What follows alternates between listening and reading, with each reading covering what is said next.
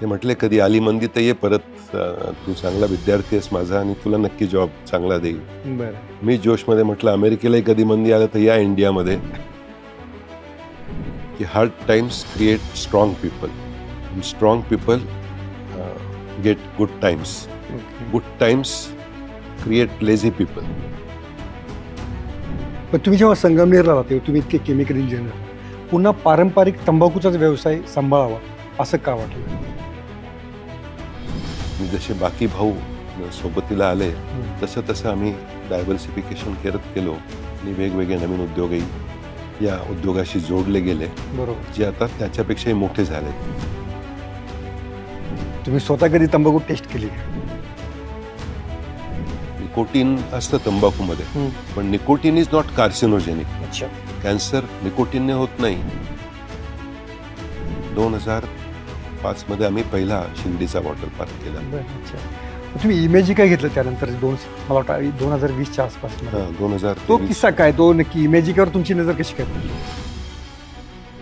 तुमच्या घरावर जो दरोडा पडला, तो प्रचंड गाजलेला होता, तर नक्की काय प्रसंग घडला होता आणि काय झालं होतं?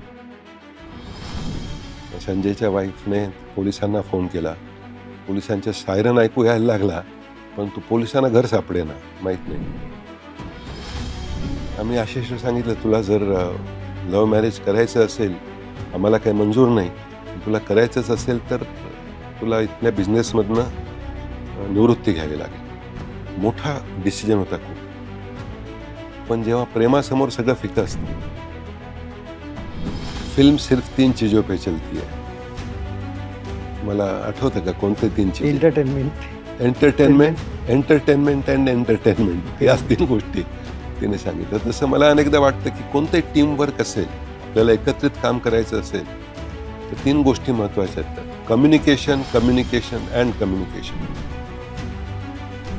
Osho is amazing. म्हणजे त्यांचं ऐकूनही जीवनावर खूप मेनली त्यांनी जे सांगितलं की कोई भी अति में मत नहीं है. ये अति भी नहीं, वो अति भी नहीं, मध्य में रहिए.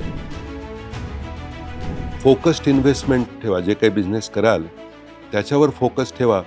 एका मित्राने शेअरमध्ये कमवले, दुसऱ्याने जमिनीत कमवले, तर हेही करतो तेही करतो. तुम्ही एकदा प्रॉफिटमध्ये आला, सरप्लस क्रिएट व्हायला लागलं तर त्या इन्व्हेस्टमेंट ठीक आहे. आणि ज्याने कमवले त्याच्या मागे त्याचा अभ्यास असतो, त्याची मेहनत असते. अनेकदा अशी चर्चा होते की नगरमध्ये पण अनेक उदाहरणं आहेत की त्यांना उद्योजक जरी घरणे असले तर त्यांना थोडंसं राज्यसभा खुणावते, विधान परिषद खुणावते, तर तुम्हाला तसं खुणावत नाही का? असं त्याला नो नाही म्हणणार आहे. बरं, दिस अँड दॅट होऊ शकेल. Pune Pride Sunny's World, Life in Funshine. Resort, weddings, events, restaurants, adventure, wellness. Sunny's World, perfect destination for every occasion. नमस्ते, मी Yogesh Kute. Let's a business Maharajas या सिरीजमध्ये आपण आज पुण्यामध्ये आहोत आणि संगमनेर आणि मालपानी उद्योग समूह हे अतूट नातं जे आहे त्या अतूट नात्याचे बंध आज थोडे तुम्हाला समजावून सांगण्यासाठीच मी आज पुण्यामध्ये या मालपानी ग्रुपचे सर्वेसर्वा राजेश मालपानी यांच्या निवासस्थानी आहे. अनेक महाराष्ट्रामध्ये जी काही नामवंत उद्योजक घराणे आहेत त्याच्यामध्ये मालपानी कुटुंबाचा अग्रक्रमाने समावेश होतो. स्वतः राजेश मालपानी सर हे केमिकल इंजिनियर आहेत. US त्यांनी पुढचं शिक्षण घेतलेलं आहे. पारंपरिक व्यवसाय सांभाळतानाच या आपल्या उद्योग समूहाची वेगवेगळ्या क्षेत्रामध्ये घोडदौड कशी होईल यासाठीचं जो एक विचार लागतो तो देखील विचार सरांनी केला आणि मालपानी उद्योग समूह आपल्याला महाराष्ट्रात वेगवेगळ्या क्षेत्रामध्ये काम करताना दिसतो. त्यांचे बिझनेस एथिक्स, त्यांची सुरुवात, त्यांचं सगळं ट्रेनिंग आणि सगळ्यात महत्त्वाचा मुद्दा आपल्या नव्या तरुणांसाठी, नव्या उद्योजकांसाठी ते काय सल्ले देतात हे आपल्याला या सगळ्या मुलाखतीतनं पाहायचं आहे. मालपानी सर, तुमचं लेट्सअपमध्ये खूप खूप स्वागत. धन्यवाद सर. सर, तुमची मुलाखत घ्यावी असं माझ्या फार मनामध्ये होतं. तर एकतर 2 कारणं होती. म्हणजे एकतर महाराष्ट्रातला इतकं असं नावाजलेलं कुटुंब जे उद्योगामध्ये इतकं मोठ्या प्रमाणामध्ये काम करत आहे आणि दुसरं तुमचं जे थिंकिंग आहे बिझनेस चालवण्यासाठीचं, तुम्ही एक फॅमिली रन असा एक बिझनेस तयार करता. तर तुमचं फॅमिली 5 भावांचं कुटुंब चालवणं, त्यातनं एक उद्योग चालवणं आणि स्वतंत्ररित्या एक उद्योग चालवणं याच्यामध्ये काय फरक पडतो? कोणतीही गोष्ट जेव्हा टीममध्ये होते, एकत्रित होते, तेव्हा एक वेगळी सिनर्जी मिळते त्याला. मी अनेक ठिकाणी तो फॉर्म्युला सांगतो. ए व्यक्ती आहे आणि बी एक व्यक्ती आहे. ए डबल झाली तर ए स्क्वेअर झाली, बी डबल झाली तर बी स्क्वेअर झाली.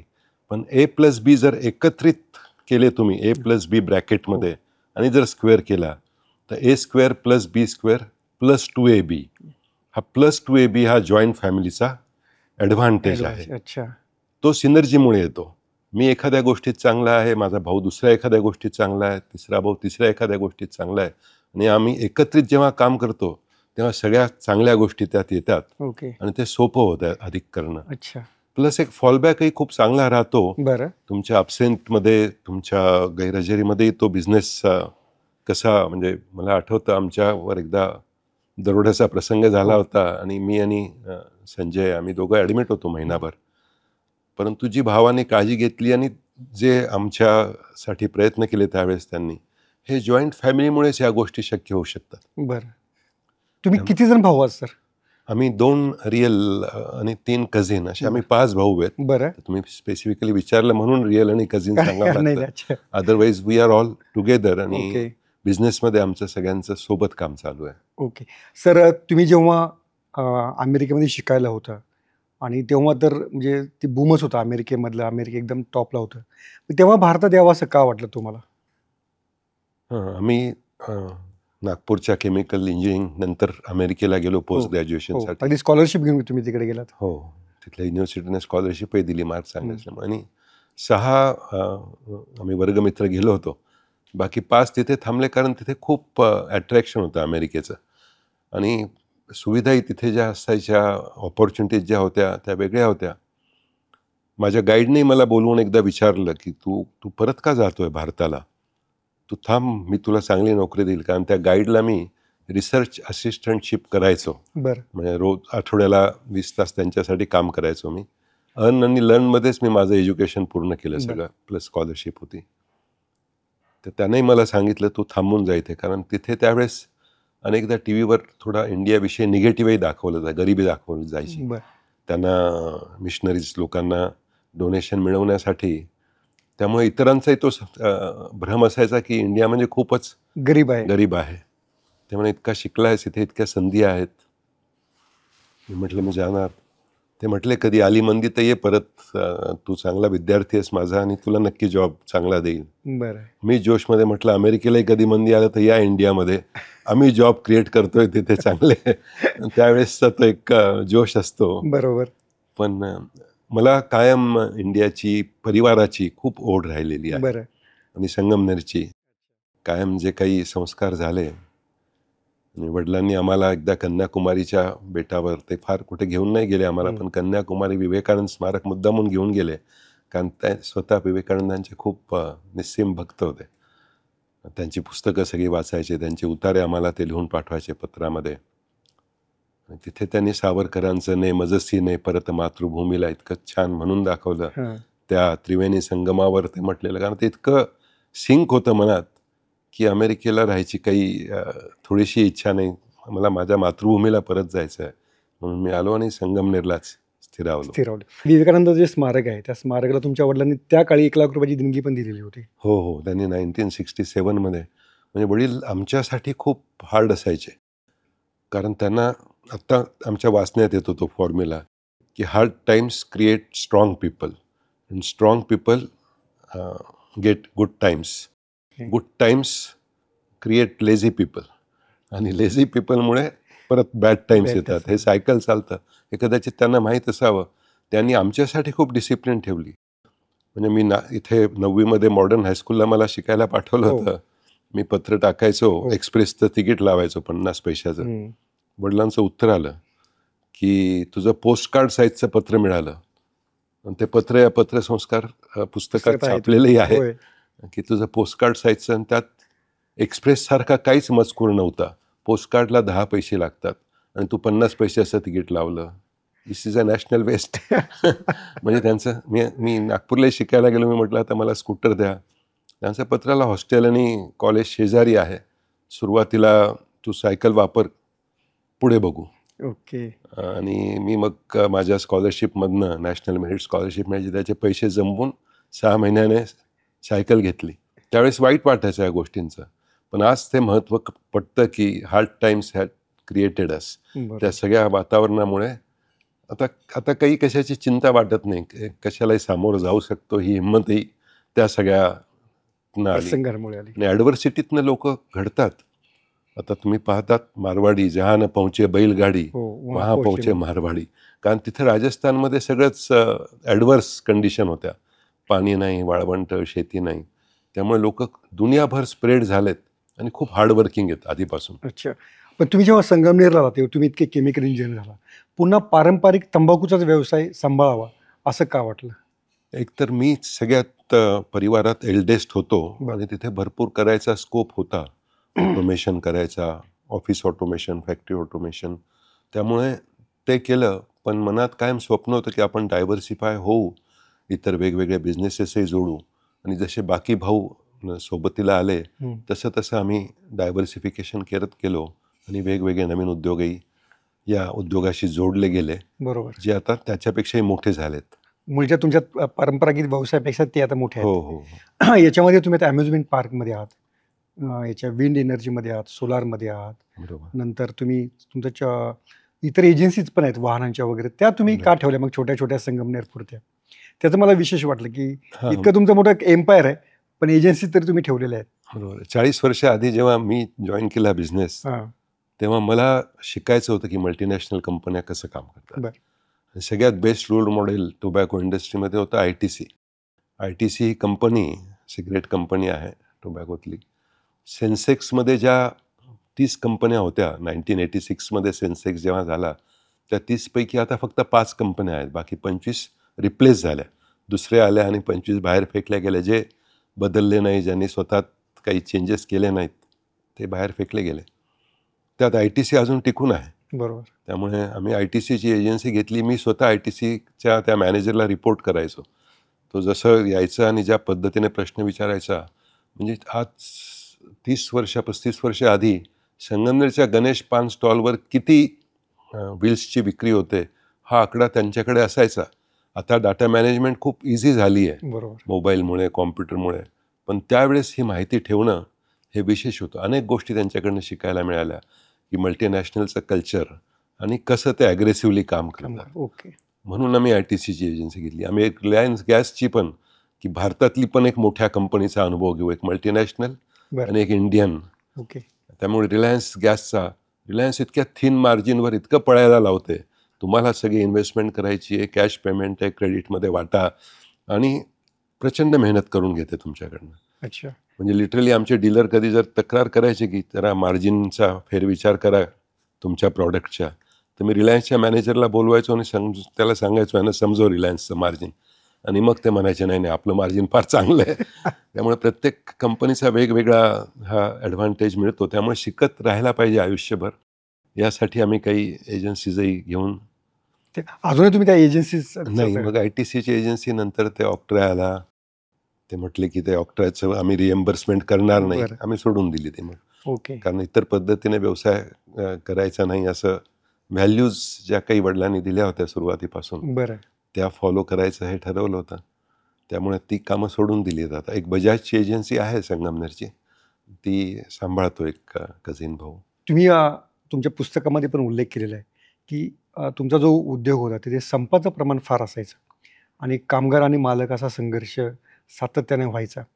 पण तुम्ही अशी काही कृती केली की तो संघर्ष टाळला आणि तुम्ही असं त्याच्यामध्ये उदाहरण दिलेलं आहे की हेड आणि हार्ट जर बरोबर असतील आणि पायात पाय घालून पडण्यापेक्षा हातात हात घालून जर आपण पुढे चाललो तर तो प्रवास सुखकर होतो आणि लॉंग जर्नी पण ती होते. तर ते तुम्ही कसं साध्य केलं? यात मुख्यत्वे जेव्हा मी जॉईन झालो 86मध्ये, मी पाहिलं आमच्याकडे संपाची दरवर्षाची हिस्ट्री होती. म्हणजे दरवर्षी एक संप व्हायचा. अच्छा. आणि इन्क्रीमेंटसाठी भांडणं व्हायची. कधी फॅक्टरी 10 दिवस बंद, कधी 20 दिवस बंद. 1988मध्ये जवळजवळ 35 दिवस फॅक्टरी बंद राहिली. आणि फॅक्टरी बंद राहिलं की कामगारांचंही नुकसान व्हायचं आणि उद्योगाचंही नुकसान व्हायचं. कारण की कॉम्पिटिटरचे ब्रँड रिप्लेस करायचे. बरोबर. ज्याला ते सवय आहे तो दुसऱ्या ब्रँडची तंबाखू घेणार. आणि कामगारी युनियनने त्यावेळेस सगळीकडेच थोडं युनियन मिलिटंट असायच्या आणि वातावरण एक वेगळं होतं. लूज लूज ॲटिट्यूडमध्ये चालायचं. युनियनचंही काम असायचं की मालकाच्या आणि कामगाराचे पायात पाय बांधा आणि पळायला लावा. कोणीतरी एक पडतो, एक उठतो, पण ते मग आम्ही विचार केला हातात हात बांधून आपण कसं पुढे जाऊया, आणि त्यासाठी अनेक प्रयोग केले. मग कामगारांसाठी वेगवेगळ्या नवीन स्कीम्स केल्या. आम्ही पाहिलं की कामगारांच्या मुलांच्या लग्नात ते सावकाराकडनं कर्ज आणायचे आणि त्याच्या रिपेमेंटमध्ये त्याचं वर्षाचं, कारण तिथे खूप सावकारी कर्जाचे रेट खूप जास्त असतात व्याजाचे. म्हणून वडिलांनी त्यावेळेस कामगारांसाठी पतसंस्था चालू केली की तुमचेच पैसे तुम्हीच वापरायचे आणि जरूर असेल तेव्हा मॅनेजमेंटही त्या पतसंस्थेला मदत करायची. आज आमचा स्टाफ आणि कामगारांच्या पतसंस्था आहेत ज्या जवळजवळ 11 कोटी रुपयाचं लोन त्यांनी त्यांच्याच पैशातून वाटलेलं आहे. आणि त्यात जे पैसे मिळतात त्यांना व्याजाचे अल्प व्याजमध्ये घेतात, ते पण डिव्हिडंड म्हणून त्यांनाच मिळतात. त्यामुळे अशा विन काय काय गोष्टी करता येतील. आम्ही सामुदायिक विवाह चालू केले. 1 रुपयामध्ये कामगाराचं रजिस्ट्रेशन करायचं विवाहाचं, आणि त्याची सगळी जेवणाची व्यवस्था, वाजंत्री, मिरवणूक, मांडव, भटजी. नाहीतर तो महिनाभर रजेवर जायचा कामगार आणि त्याच्या घरी लग्न असलं की अजून 100 लोक रजेवर जायचे त्याचे सोबत काम करणार. त्यामुळे गैरहजेरी पण वाढायची आणि त्या कामगाराचा खर्चही वाढायचा. त्यातून विन सोल्युशन असं काढलं की सामुदायिक विवाह करूया. तो खर्च उद्योग समूह करायचा, पण त्यामुळे हजेरी वाढली, लॉयल्टी वाढली, कामगार तिथे अधिक चांगल्या चिंतामुक्त झाला, कारण सावकाराचं कर्ज त्याला त्या अशा अनेक गोष्टी. मग व्हिजिटिंग डॉक्टर केले आम्ही. अनेकदा तो बाहेरच्या डॉक्टरकडे जायचा, विनाकारण काही टेस्ट करायला लागायचा त्याला. त्यापेक्षा फॅक्टरीतच आठवड्यातून 2-3 दिवस अल्टरनेट डे डॉक्टर येतात आणि ते आणि त्यांच्या परिवाराच्या लोकांना फ्री सर्व्हिस देतात. नंतर आम्ही हॉस्पिटलही बनवलं, म्हणजे जर ॲडमिटच व्हायचं असेल तर आपलं हॉस्पिटलही आहे. बरोबर. त्यामुळे जे मुख्य कारणं आहेत, आम्ही कामगारांच्या मुलांसाठी एज्युकेशन लोन प्रकल्प चालू केला. अनेक कामगारांची मुलं आणि स्टाफची मुलं आमची खूप चांगल्या, कोणी पायलट झालं आहे, चार्टर्ड अकाउंटंट झालेत, डॉक्टर झालेत, गव्हर्नमेंट ऑफिसर झालेत, मिलिटरीमध्ये गेलेत. असे अनेक ठिकाणी, चांगल्या ठिकाणी त्या एज्युकेशनमुळे ते जाऊ शकले. त्यामुळे हे विन आणि सोबत असे प्रयोगही चालू केले. जसं कैझन हा जॅपनीज प्रयोग आहे की तुमच्याच कामात तुम्ही काहीतरी सुधारणा करावी, आणि अशा अनेक सुधारणा कामगारांनी काही खर्च न करता केल्या. छोट्या छोट्या सुधारणा, 5-6 मशीन शेजारी चालायचे आमचे, पेपर पाऊच बनवायचे. तर त्या एका फिटरने ठरवलं की हे 6 त्याने करंट वगैरे मोजले की एवढा लोड लागत नाही, तर आपण एका मोटरवर कसे 5 मशीन चालवू शकू, आणि त्याने ते सक्सेसफुल करून दाखवलं. आपल्याच वर्कशॉपमध्ये केलं त्यांनी. परंतु कोणीतरी पाऊचची ग्रॅमेज थोडं कमी झालं होतं, तर पाऊचची हाईट त्यांनी एक 5 mm कमी करून दाखवली की ह्याच्यातही आपला माल व्यवस्थित बसतो. तर 5 mm म्हणजे फार वाटत नाही, पण ज्या दिवसाला 30-40 लाख पुढ्या पाऊच बनतात तेवढा मीटर कागद डेली वाचला. असे अनेक प्रयोग त्यामध्ये झाले. आणि हे कैझन प्रक्रियेतून लोकांचं हेड आणि हार्ट याची इन्व्हॉल्वमेंट वाढली. नाही तर हात सगळ्यांचे काम करत होते, पण 3H मध्ये त्यांचे हँडच्या सोबत हेड आणि हार्ट जेव्हा जोडलं जातं कामावर, तेव्हा फार चांगले रिझल्ट मिळतात. त्यामुळे या कैझनवर माझं IIM ला जेव्हा गेलो होतो मी प्रेझेंटेशन दिलं. मी शिकायला गेलो होतो तिथे कोर्स करायला. ते प्रेझेंटेशन एवढं आवडलं त्या कोचना की त्यानं दुसऱ्या दिवशी रिपीट करायला सांगितलं, आणि IIMच्या फॅकल्टीच्या काही लोकांना मुद्दामून बोलवलं की एक सामान्य न शिकलेला कामगार काय जादू करू शकतो या प्रक्रियेतून. ते ऐकण्यासाठी त्यांनी इतर लोकांना बोलवलं. फार बरं वाटलं ते सगळ्या कामगारांची स्टोरी सांगायला. त्यामुळे हे विन ॲटिट्यूड आणण्यासाठी आणि त्यांचे दोन्ही हँड बरोबर हेड आणि हार्ट इन्व्हॉल्व करण्यासाठी वेगवेगळे अनेक प्रयोग केलेत, आणि त्यामुळे वातावरणही चांगलं झालं. 88 नंतर एकही दिवस कारखाना बंद राहिला नाही. जे दरवर्षी संपवायचे ते कायमचे बंद झाले, आणि संवादातून गोष्टी कशा साध्य होतील हे युनियनलाही बाहेरचे ट्रेनर बोलवून ते शिकवलं गेलं की तुमच्या रिस्पॉन्सिबिलिटीज आहेत, म्हणजे ऑथॉरिटी बरोबर रिस्पॉन्सिबिलिटीज काय आहेत. कामगार म्हणून सरकारने अनेक अधिकार दिलेत तुम्हाला, परंतु सोबत या जबाबदाऱ्याची पण जाणीव ठेवायला पाहिजे. ते आम्ही सांगितलं तर पटलं नसतं, त्यामुळे ट्रेनर येऊन त्या गोष्टी सांगायचा. अशा अनेक माध्यमातून, वेगवेगळ्या प्रयोगातून आता वातावरण टोटली बदललं. बदललं. गायच्या ब्रँडला किती वर्ष झाली असतील? गायच्या ब्रँडला आता रजिस्टर करून 75 वर्ष पूर्ण झालीत. बरं. मागच्या नाव वर्षी. सुरुवातीपासून तेच होतं? नाव चालू केलं आणि नंतर वडिलांनी ते लगेच रजिस्ट्रेशन त्याचं करून घेतलं. करून घेतलं. गायछाप आधी तपकीर होती आमची. चालू जो व्यवसाय झाला, बरं. आमचे पंजोबा हां. ते एका किराणा दुकानात काम करायचे बरं. आणि तिथे 1-2 पोते तंबाखू पावसाने भिजली होती बरं. आणि ते मालक म्हटले की फेकून दे किंवा कोणी घेत असेल तर देऊन टाक. तर ती त्यांनी 1 रुपयात विकत घेतली आणि त्याच्यातून तपकीर तयार केली. बरं. त्यामुळे तपकिरीपासून तो व्यवसाय चालू झाला ओके. आणि पुढे मग वडील आणि काका त्यात आले आणि तो पुढे त्यांनी वृद्धिंगत केला. तुम्ही स्वतः कधी तंबाखू टेस्ट केली का? मी 2-3दा टेस्ट केली, पण मला काही ते फारसं सहन नाही झालं? सहन नाही झालं. शमव चक्कर आली मला. पण बाकी आमचे बंधू मात्र घेतात सगळे, संजय, मनीष, गिरीश. त्यामुळे टेस्टिंगसाठी ते जरुरी आहे. बरं. पण आमच्या 5 पैकी 2घांना नाही जमलं. 3 जण ते मग टेस्टिंगचं आणि परचेसचं काम सांभाळतात. त्याच्यामध्ये काय पाहावं लागतं? टेस्टिंग म्हणजे काय असतं? थोडं एक आउट ऑफ क्युरिओसिटी. हां, म्हणजे आमचा आधी स्लोगन असायचा कडक आणि रुचकर. त्या दोन्ही गोष्टी पाहाव्या लागतात की त्याची टेस्ट कशी. टीचं जसं टेस्टिंग होतं, बरं. टी टेस्टरचं तुम्ही ऐकलं असेल, त्याला बरीच बंधनं पाळावी लागतात. राईट. आमचंही चहाचं काम आहे. आमच्याकडे तो टी टेस्टर एक आहे बाहेरचा, पण त्याला मसाल्याचे पदार्थ खात नाहीत, कारण टंग त्याला सेन्सिटिव्ह ठेवावी लागते. ओके. पण तो वेगवेगळ्या गार्डनच्या चहा पिऊन पाहतो आणि त्यात कशात कडकपणा जास्त आहे, कशात अरोमा जास्त आहे, कशात फ्लेवर जास्त आहे, ह्या सगळ्या गोष्टीचं कॉम्बिनेशन आहे. आमची गायछापही वेगवेगळ्या तामिळनाडूतून तंबाखू येते, गुजरातहून येते, उत्तर प्रदेशमधनं येते आणि याचं बेस्ट तंबाखूचं मिक्सिंग करून ती तयार होते. त्यामुळे त्याचं टेस्टिंग म्हणजे त्या जसं तुम्ही आंबा विकत घ्यायला जाता, आंब्याचा सुगंध घेता, ओके. रंग बघता आणि टेस्टही बघता. अच्छा. त्या पद्धतीने तो भाजीवाला, फळवाला तुम्हाला थोडीशी हे फार गोड आलाय साहेब. त्यात पण वेगवेगळ्या गोष्टी तुम्ही पाहता, तसं तेही एक स्किल आहे वेगळं. ओके. Yes. पण जेव्हा इतर लोक गुटख्यामध्ये शिरत होते, गुटख्याचं मोठं काय प्रस्थ काही काळापूर्वी आपल्याकडे होतं, मग तो इतका चालता पैसा, दिसणारा पैसा, त्याच्याकडे तुमचं मन वळालं नाही का? आमच्या मनात तो थोडासा विचार त्यावेळेस यायचा, कारण की बहुतेक तंबाखूवाले सगळे त्यांनी गुटखा चालू केला, कारण गुटख्याला इझी ॲक्सेप्टन्स होता. परंतु आम्ही त्याचा जेव्हा अभ्यास केला तेव्हा 2 गोष्टीसाठी, एक तर त्याच्यात टॅक्स खूप हेवी होते आणि टॅक्स इव्हेजन खूप जास्त होतं बरं. त्या उद्योगामध्ये, आणि दुसरा हेल्थ हॅझार्ड. म्हणजे तुम्हाला कदाचित विश्वास बसणार नाही, पण सुपारी तंबाखूपेक्षा खूप जास्त हार्मफुल आहे. आणि याचे अनेक डॉक्टर पंकज चतुर्वेदी, जे टाटा कॅन्सरचे डॉक्टर आहेत, त्यांनी त्यांचा एक वेगळा वेबसाईट तयार केली होती, अरेकापेडिया की काहीतरी नाव आहे त्याचं, की सुपारी ही खूप डेंजरस आहे. आणि सुपारी, निकोटीन असतं तंबाखूमध्ये, पण निकोटीन इज नॉट कार्सिनोजेनिक. अच्छा.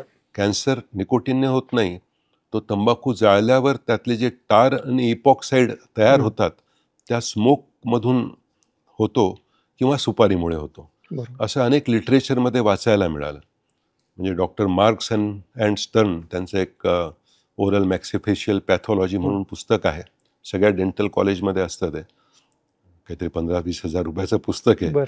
तेही आणलं होतं आणि त्यांनी अगदी स्पष्ट लिहिलं आहे की च्युईंगमुळे कॅन्सर होत नाही, हा स्मोकिंगमुळे होतो, टार आणि इपॉक्साईडमुळे होतो. एखादा च्युईंगवाला जर झाला तो, तर त्याचं प्रमाण कधीही तंबाखू न वापरणाऱ्याला होण्याचं जे प्रमाण आहे त्याहून अधिक नाही आहे. हे सगळं वाचून नवल वाटलं. आधी आम्ही पाहायचो आपल्या फॅक्टरीत एकालाही हा त्रास नाही.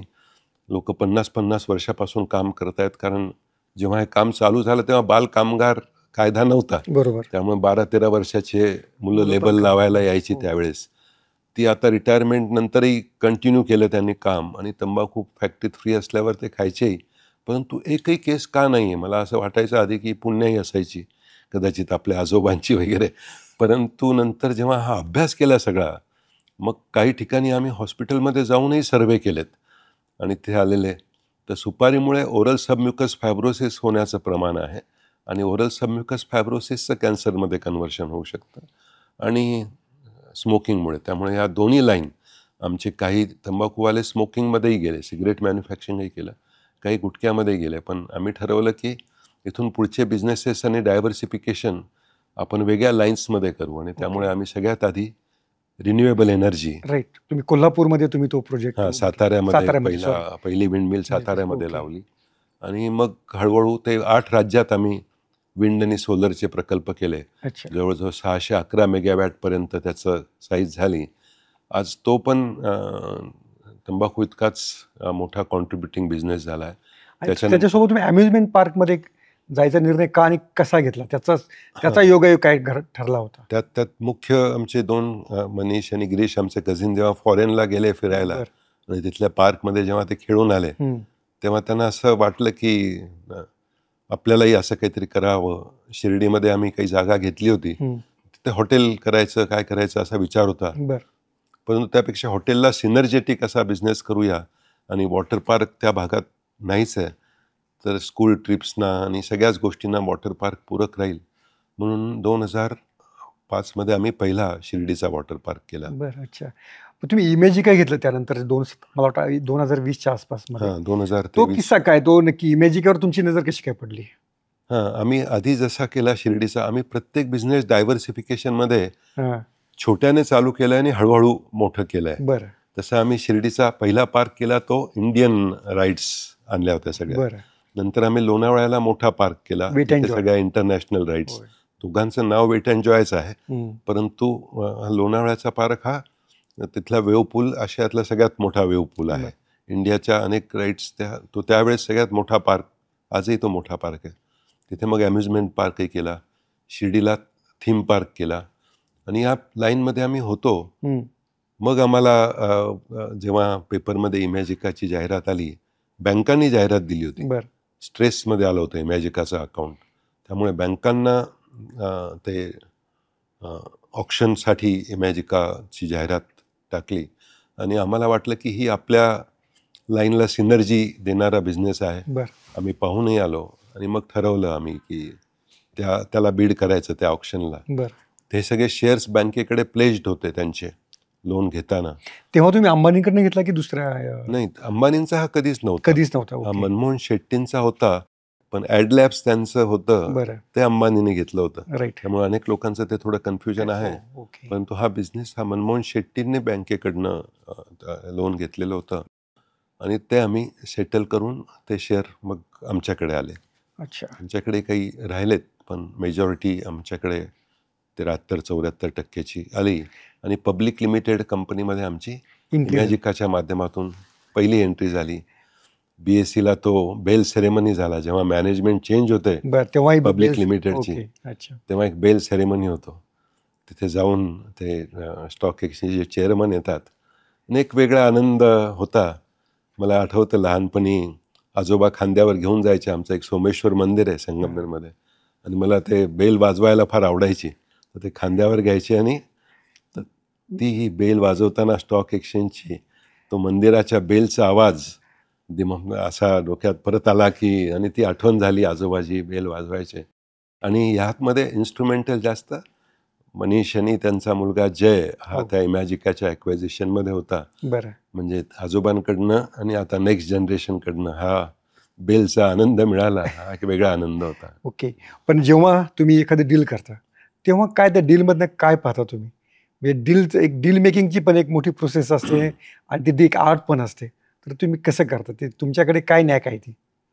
डील करताना किंवा त्या बिझनेसमध्ये एंट्री करताना मुख्यत्वे आम्ही पाहतो की हा स्केलेबल आहे का, हा बिझनेस पुढे वाढवू शकतो का आपण. दुसरं महत्त्वाचं, तो आपण इथिकली वाढवू शकतो का.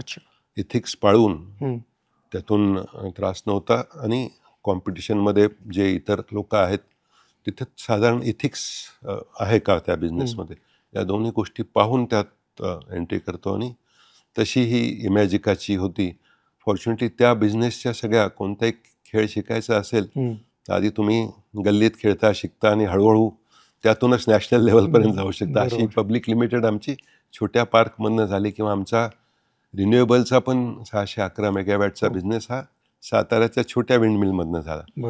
परंतु हे सगळे स्केलेबल बिझनेस होते, जरुरी होते. रिन्युएबल बिझनेसचा खूप वातावरणालाही फायदा होतो, जो कोळसा जळून इलेक्ट्रिसिटी तयार होते त्यापेक्षा.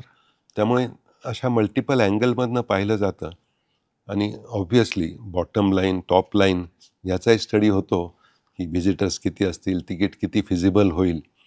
कारण अनेकदा लोक म्हणतात तुम्ही डिझनीशी कोलॅबरेशन का नाही करत. बरं.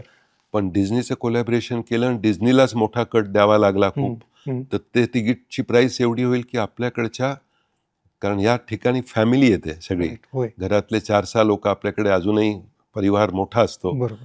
आणि दोन्ही भावांचे 2-4 म्हणजे 7-8 लोक येतात, त्यांना सगळ्यांना 5-5 हजार तिकीट असलं तर ते परवडणार नाही, नाहीच लोक परवडणार. येणार नाही. त्यामुळे इथल्या स्केलला, इथल्या वातावरणाला सूट होईल असं त्याला थोडासा सर्वे करून, या सगळ्या गोष्टीचा अभ्यास करून मग त्यात व्हेंचरमध्ये जायचं की नाही हे ठरवलं जातं. ओके. जेव्हा तुम्ही पाहता की आता ज्या स्टार्टअप्स कंपन्या आहेत त्यांचे व्हॅल्युएशन भरपूर वाढले असतं, अगदी लाख कोटीपर्यंत गेलेलं असतं. मग जे असे लिगसी बिझनेस असतात त्यांना असं वाटतं का अरे हे तर आत्ताची मुलं आहेत, 30-40 वर्षांची मुलं आहेत, ते आपल्यापेक्षा व्हॅल्युएशनमध्ये जास्त आहेत, मग ती बस कुठे मिस झाली असं वाटतं का? बरोबर आहे. आम्ही कायम हे प्रिन्सिपल ठेवलं, आम्ही व्हॅल्युएशनच्या गेममध्ये कधीच गेलो नाही आणि व्हॅल्युएशनपेक्षा व्हॅल्यूला कायम अधिक महत्त्व दिलं. याचा अर्थ व्हॅल्युएशनच्या विरोधात आहे असं नाही आहे, पण व्हॅल्यू आधी आणि मग व्हॅल्युएशन. आणि व्हॅल्युएशनमध्ये आता अनेक कंपन्या मोठ्या झाल्या आहेत, त्यांचे वेगळे स्किल आहेत, वेगळी हुशारी आहे, ती प्रत्येकामध्ये असेलच असं नाही. आपले जे काही कोर कॉम्पिटन्सी आहेत आणि आपल्याला भगवंताने जे काही दिलं आहे आणि जी काही एम्प्लॉयमेंट क्रिएशनचा आनंदही या बिझनेसमधनं मिळाला, तो निश्चित एक वेगळा आहे. ये दिल मांगे मोर असं प्रत्येकाचं राहणार. परंतु हा बिझनेस करून, संगमनेरमध्ये बसून करून आणि तिथे सोबत एम्प्लॉयमेंट बरोबर अनेक सामाजिक कामं करून जो आनंद मिळाला तोही निश्चित खूप चांगला आहे. त्यामुळे असं काही वाटत नाही की आपण हे केलं असतं तर ते केलं असतं तर, पण जे आहेत I am quiet happy with it. Okay. असं पण किस्सा तुम्ही व्हॅल्यू बद्दल बोललात की जेव्हा 500 आणि 1000 रुपयाच्या नोटा बंद झाल्या तेव्हा तुम्ही निर्धास्त होता म्हणे एकदम, ते खरं आहे का ते? हां, फॉर्च्युनेटली आमच्या तिथे तेव्हा कथा चालू होती स्वामीजींची. बरं.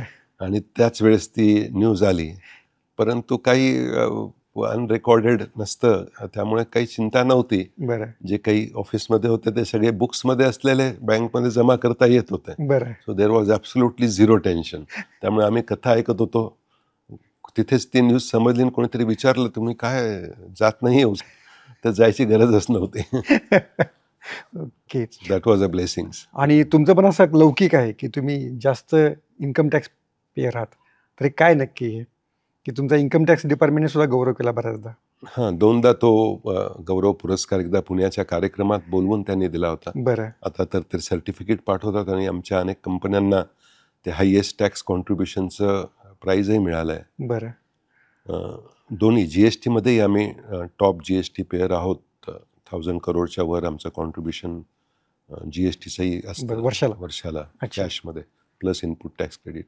त्यामुळे एक मोठं टॅक्स, म्हणजे मला अगदी एक गोष्ट आठवते, आमचे औरंगाबादचे कमिशनर एकदा संगमनेरला आले होते आणि त्यांनी कोणाला तरी विचारलं कुठे मालपानींचं घर कुठे आहे. जुनी गोष्ट आहे, आम्ही एका बँक ऑफ बडोदा होती आणि त्याच्यावर आम्ही राहायचो, छोटं घर होतं.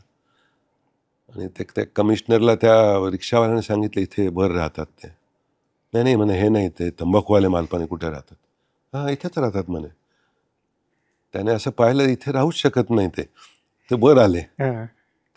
तो जिना थोडा स्टीप होता, बाजूला दोरी पण होती वर चढायला पकडायला, वर आले. म्हणजे तिथे दोरी अक्षरशः होती? हां, दोरी होती ते.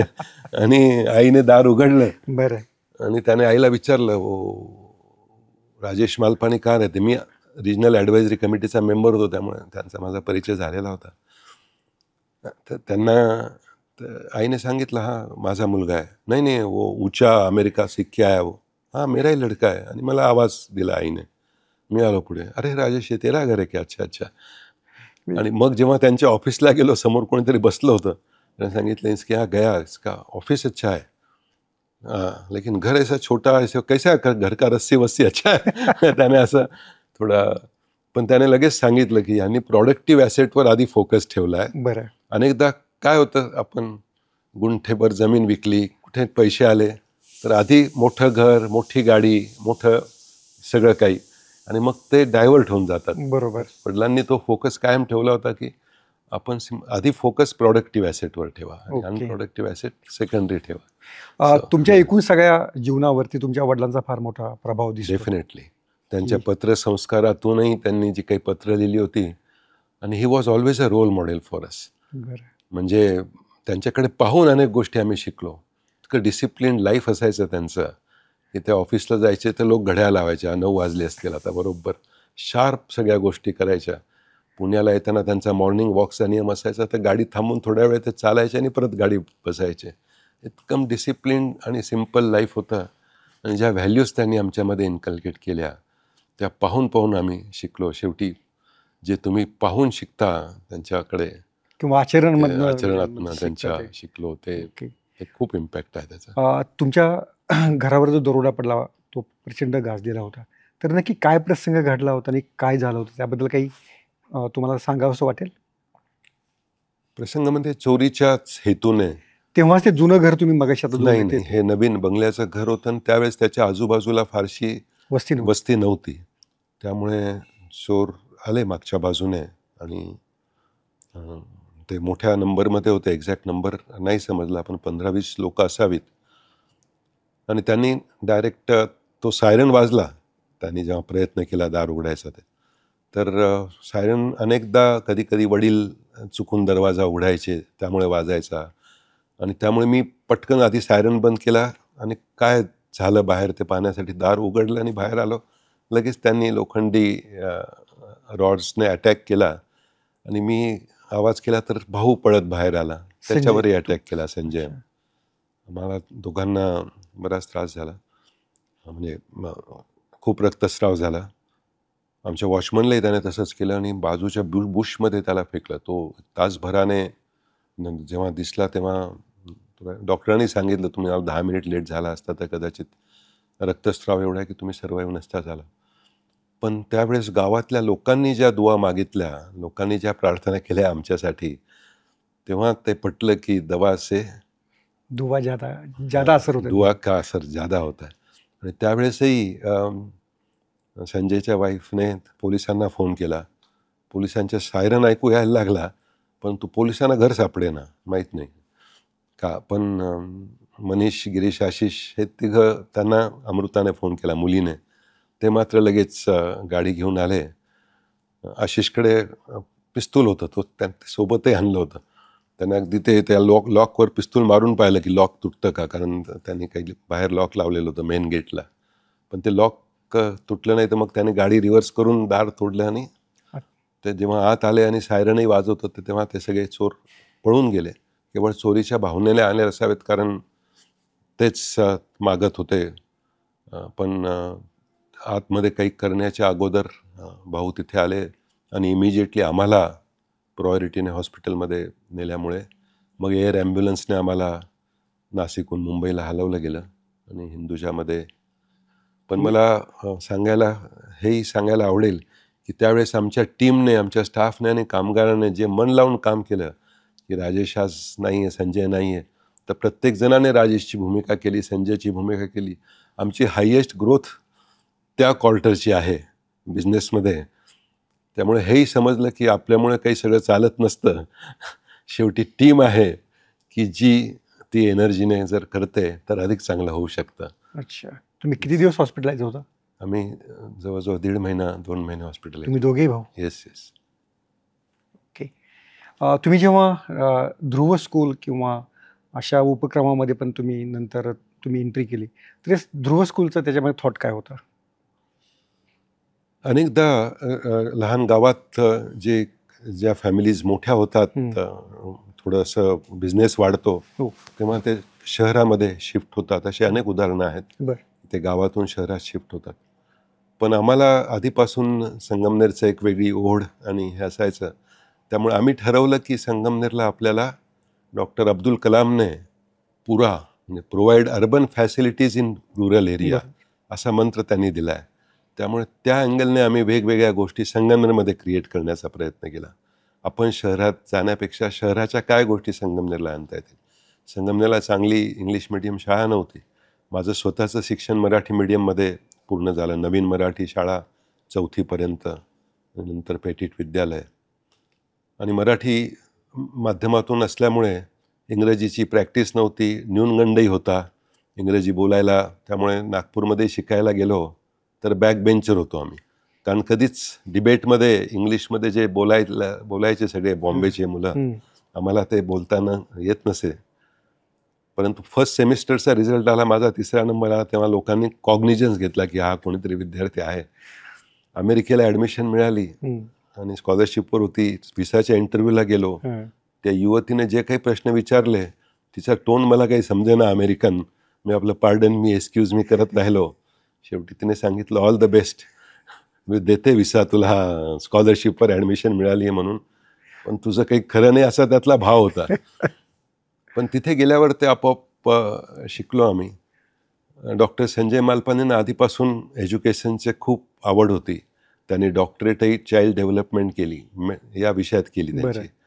मुलांसाठी ते आधीपासून गीता परिवारच्या माध्यमातून शिबिरं घ्यायची आणि मुलांवर जे संस्कार आपण घडवू शकू आणि मुलांना घडवू शकलो तरच उज्ज्वल भविष्य होऊ शकतं, हे ती त्यांची मान्यता आधीपासून. त्यांना एक चांगली एज्युकेशनल इन्स्टिट्यूट करायची होती आणि त्यातून संगमनेरला ध्रुवची निर्मिती झाली. आणि सगळ्या परिवाराने साथ दिली. गिरीश तिथे व्हाईस संजय चेअरमन, आणि त्याने जे प्रयोग केले त्या शाळेमध्ये वेगवेगळे योगाचे, म्हणजे सगळे इंडियन व्हॅल्यूज आणि इंटरनॅशनल स्टँडर्ड असं कॉम्बिनेशन करून आज योगामध्ये त्या शाळेचे अनेक विद्यार्थी खेलो इंडियामध्ये नॅशनल लेवलचे 60 ते 70% गोल्ड मेडल एकटं ध्रुव स्कूल आणतं संगमनेरचं. स्विमिंग असेल, बास्केटबॉल असेल, आणि कोणत्याही रोप स्किपिंग असेल, ओडिसा डान्स असेल, सगळ्या कॉम्पिटिशनमध्ये नॅशनल लेवलचे अनेक मेडल्स.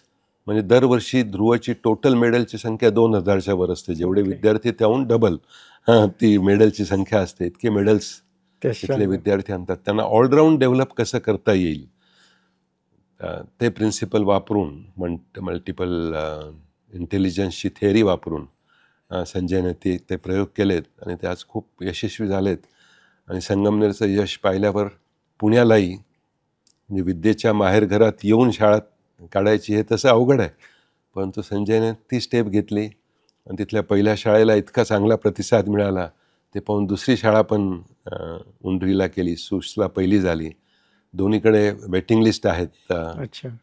आणि मग तिसरी एक ऑपॉर्च्युनिटी आली आहे ब्ल्यू रिजची, ती पण शाळा ॲक्वायर केली आणि आता दुबईला ध्रुव चालू केली आहे. तिथेही आपल्या Indian values with international standard हे कसं करता येईल यासाठी. दुबईच्या शाळेला रिस्पॉन्स कसा आहे? खूप चांगला रिस्पॉन्स आहे. ती शाळा घेतली तेव्हा काहीतरी 1,200 विद्यार्थी असतील आणि वर्षभरात लगेच 300 वर, म्हणजे डबलहून जास्त ग्रोथ तिथली 125% पहिल्या वर्षातच आली. कारण जेव्हा संजयने पण तिथे जाऊन पालकांची मीटिंग घेतली, हे केलं, तर रिस्पॉन्स खूप चांगला आहे. खूप चांगला. पुण्यामध्ये तुम्ही रिअल इस्टेटमध्ये पण पदार्पण तुम्ही केलेलं आहे, तर पुण्यातल्या रिअल इस्टेटचा काय अनुभव तुमचा? पुण्यात आम्ही आता 5 भाऊ आहोत. सगळ्यात लहान भाऊ आशिष आहे.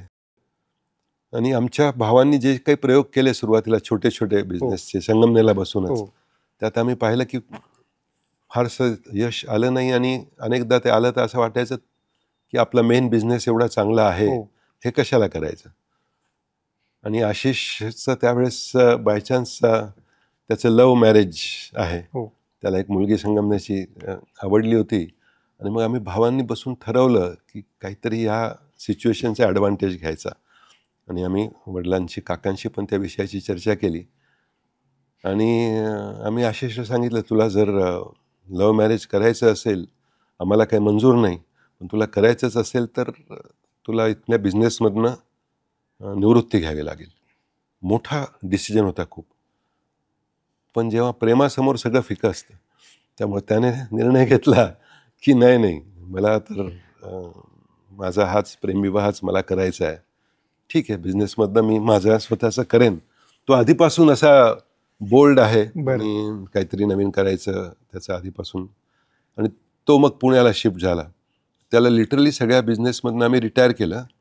एक्झिस्टिंग पार्टनरशिपमध्ये रिटायरमेंट डेट करून त्याला रिटायर, एक प्रकारे रिटर्न गेट आम्हाला नको होता लगेच, बरोबर. कारण त्याच्या आधी ते प्रयोग झाले होते की नवीन काहीतरी करायचा प्रयत्न करतो आणि बंद करून टाकतो आपण ते. त्यापेक्षा त्याला जसं ते दोर कापले. तानाजीचे ने तिथे दोर कापले गडाला आणि सिंह गेल्याच्या बरोबर. होय, स्टोरीत, होय. की परत फिरायचा रस्ता नाहीये. असे ते दोर कापल्यामुळे आशिषने ठरवलं आणि फार मन लावून त्यांनी पुण्याचं काम केलं. आमची साथ होतीच आणि जेव्हा पाहिलं मी 3-4 वर्षात की आशिषला त्यात आवड निर्माण झाली आहे आणि आता तो ते पुढे नेईल, बरं. तेव्हा त्याला आम्ही बॅक इफेक्टने सगळ्या पार्टनरशिपमध्ये परत घेतलं. म्हणजे त्याचा कुठेही फायनान्शियल लॉस झाला नाही, कारण ते आम्ही आपसात आधी ठरवलं होतं, फक्त त्याला सांगायचं नाही असं ठरवून केलं होतं. ओके. पण त्याचा इतका फायदा झाला की आज पुण्याला त्याने जे प्रोजेक्ट केलेत त्या व्हिजनही ब्रॉड झाली आणि पुण्याचे काही प्रोजेक्ट मोठे, आता पुण्यातली सगळ्यात मोठी सिंगल कमर्शियल बिल्डिंग बाणेरला अजाईल म्हणून त्याने 16 लाख स्क्वेअर फूटची केली आहे, जी क्रेडाईच्या अनेक लोकांनी येऊन व्हिजिट केली आणि अनेक अवॉर्डही मिळालेत त्या बिल्डिंगला. असे मल्टिपल प्रोजेक्ट्स त्याने पुण्यात केलेत आणि डेफिनेटली म्हणजे एक ॲडव्हर्सिटीतून ही ॲडव्हान्टेज घेत जॉईंट फॅमिली आपली कशी पुढे जाईल याचा तो प्रयत्न होता आणि तोही यशस्वी झाला. देवाचे आशीर्वाद म्हणायला पाहिजे. ओके. तुमच्या जॉईंट फॅमिलीचा सक्सेस मंत्र काय, बिझनेसमधल्या सक्सेस मंत्राचा? या 2 गोष्टी खूप महत्त्वाच्या आहेत. म्हणजे जसं तुम्हाला माहीत असेल, विद्या बालनचा पिक्चर होता डर्टी. फिल्म सिर्फ 3 चीजों पे चलती है. तुम्हाला आठवतं का कोणते 3 चीज? एंटरटेनमेंट अँड एंटरटेनमेंट, याच 3 गोष्टी तिने सांगितलं. तसं मला अनेकदा वाटतं की कोणते टीमवर्क असेल, आपल्याला एकत्रित काम करायचं असेल तर 3 गोष्टी महत्त्वाच्या आहेत त्यात. Communication and communication. संवाद खूप महत्त्वाचा आहे. एकमेकात संवाद राहायला पाहिजे. म्हणून आम्ही आमचं हाऊस मॅगझिन काढलं, त्याचंही नाव संवाद ठेवलं आहे. आमच्या कामगारांशी जो काही आधी बेबनाव व्हायचा, संप व्हायचे, केवळ संवादाचा अभाव राहिला थोडासा आणि त्यामुळे ते झाले की काय असं वाटतं. संवाद वाढवायचा प्रयत्न केला. तसंच फॅमिलीमध्येही समजा आशिषने एखादा प्रोजेक्ट केला आणि मला माझ्या एखाद्या पुण्याच्या मित्राने विचारलं, अरे वा, तुम्ही बाणेरला हा प्रोजेक्ट केला का? आणि मला ते माहीत नसलं की आम्ही असं काहीतरी चालू करतोय, बाहेरून माहीत पडलं तर खूप दुःख होतं त्याचं. बरोबर. की मला विचारलं नाही, मला सांगितलं नाही, आपल्याकडे कोणी एकमेकांना सांगत नाही. म्हणून आम्ही ही डिसिप्लिन कायम पाळली कम्युनिकेशनची, की एकमेकात कम्युनिकेट करायचं. आता व्हॉट्सअपचे ग्रुप आहेत आणि या सगळ्यातून ते कम्युनिकेशन खूप इझी झालं. त्यामुळे कोणी काही नवीन करायचं असेल तर ते मीटिंग समोर प्रेझेंट करतो, ते सगळे भाऊ मिळून ॲप्रूव्ह करतात की हे करायचं आपल्याला, एकमताने ठरतं तर आम्ही ते पुढे नेतो. पण वादाचे प्रसंग आले तर काय करता? वादाचे प्रसंग आले, मला एखादी गोष्ट करावीशी वाटते पण इतरांना ती नाही वाटली करावीशी, तर 2 पर्याय असतात. एक तर मी त्याचा नीट अभ्यास करून ती प्रेझेंट करावी, रिप्रेझेंट करावी. एखादा कन्सल्टंट आणून त्याच्यामार्फत त्यातले ॲडव्हान्टेज डिसॲडव्हान्टेज सांगावे. पण सगळ्यांचं मत असेल की हे नाही करायचं तर काही बिघडत नाही, करायला इतर अनेक गोष्टी आहेत ज्या आम्ही इझिली करू शकतो. पुण्यातले काही प्रोजेक्ट, आशिषने एक प्रोजेक्ट आणला होता कन्स्ट्रक्शनचा, तो होऊ नाही शकला कारण आम्हाला बाकी भावांना वाटलं की बहुत तिथे रेल्वे लाईन आहे, आवाज येईल, नको करायला हा. तो प्रोजेक्ट नंतर कोणीतरी दुसऱ्याने केला, सक्सेसफुल झाला. आशिष म्हणतो मला काही त्याचं दुःख नाही कारण आपले इतर प्रोजेक्ट सक्सेसफुल झाले. तीच इन्व्हेस्टमेंट आपण दुसरीकडे केली पण आपण सोबत राहिलो. ओके. रतन टाटांचं वाक्य तुम्ही ऐकलं असेल, if you want to walk fast you can walk alone. कारण एकटा चालतो आपण तर आपल्या स्पीडने चालतो. बरोबर. But if you want to walk far, walk together. दूरवरची मजल गाठायची असेल तर ती एकत्र राहिल्याने, आणि मी तुम्हाला एकत्र राहण्याचे काही अनुभव सांगितले, दरोडा असेल, इतरही गोष्टी असतील, सोबत आम्ही हातात हात घेऊन सगळे राहिलो, त्याचे ॲडव्हान्टेज खूप अधिक मिळाले आम्हाला. ओके. पण या तुमच्या बॉन्डिंगमुळं तुम्हाला मग पब्लिक लिमिटेड करावी कंपनी किंवा आपलं व्हॅल्युएशन वाढावं याची आवश्यकता वाटत नाही का? हा विचार कधी कधी आमचा व्हायचा, पण शेवटी पब्लिक लिमिटेड करून पब्लिकचा पैसा गोळा करायचा आहे तर तेवढी मोठा प्रोजेक्ट हातातही पाहिजे, त्याचं समोर तसा प्रोजेक्ट पाहिजे, आणि दुसरं त्याच्यासोबत येणाऱ्या ज्या इतर गोष्टी आहेत, मग त्या शेअर्सची व्हॅल्यू असेल, ते स्टॉक एक्सचेंजच्या गोष्टी असतील. पण फॉर्च्युनेटली ते मनात आलं आणि नंतर हा इमॅजिकाचा डील झाला, ते ऑपॉर्च्युनिटी आम्हाला मिळाली, जी ऑलरेडी पब्लिक लिमिटेड कंपनी होती आणि त्याची व्हॅल्यू जेव्हा आम्ही पहिली व्हिजिट केली तेव्हा 3-4 रुपयाला तो शेअर होता. आम्ही टेक ओव्हर करायचं ठरवलं आणि ती मॅनेजमेंट बदलणार ही न्यूज जेव्हा गेली तर तो 13-14 रुपयावर तो शेअर गेला आणि नंतर मग तो 70-80 रुपयापर्यंत पुढे गेला, 100लाही पार करून आला. अच्छा. परंतु आता तो स्टेबल झाला आहे. एक प्रकारे पब्लिक लिमिटेडची आमची जी काही थर्स्ट होती ती पण त्यातून पूर्ण झाली. ओके. पण खरोखरीच तुम्ही सांगता ते एकदम त्याला काय म्हणूया आदर्शवत पिक्चर तुम्ही सांगता की जसं होतं, तुमचं इतकं बॉन्डिंग चांगलं आहे. पण वास्तवामध्ये जर एखाद्या फॅमिलीमध्ये जर असे संघर्षाचे मुद्दे आले तर तुमचा सल्ला त्याला काय राहील?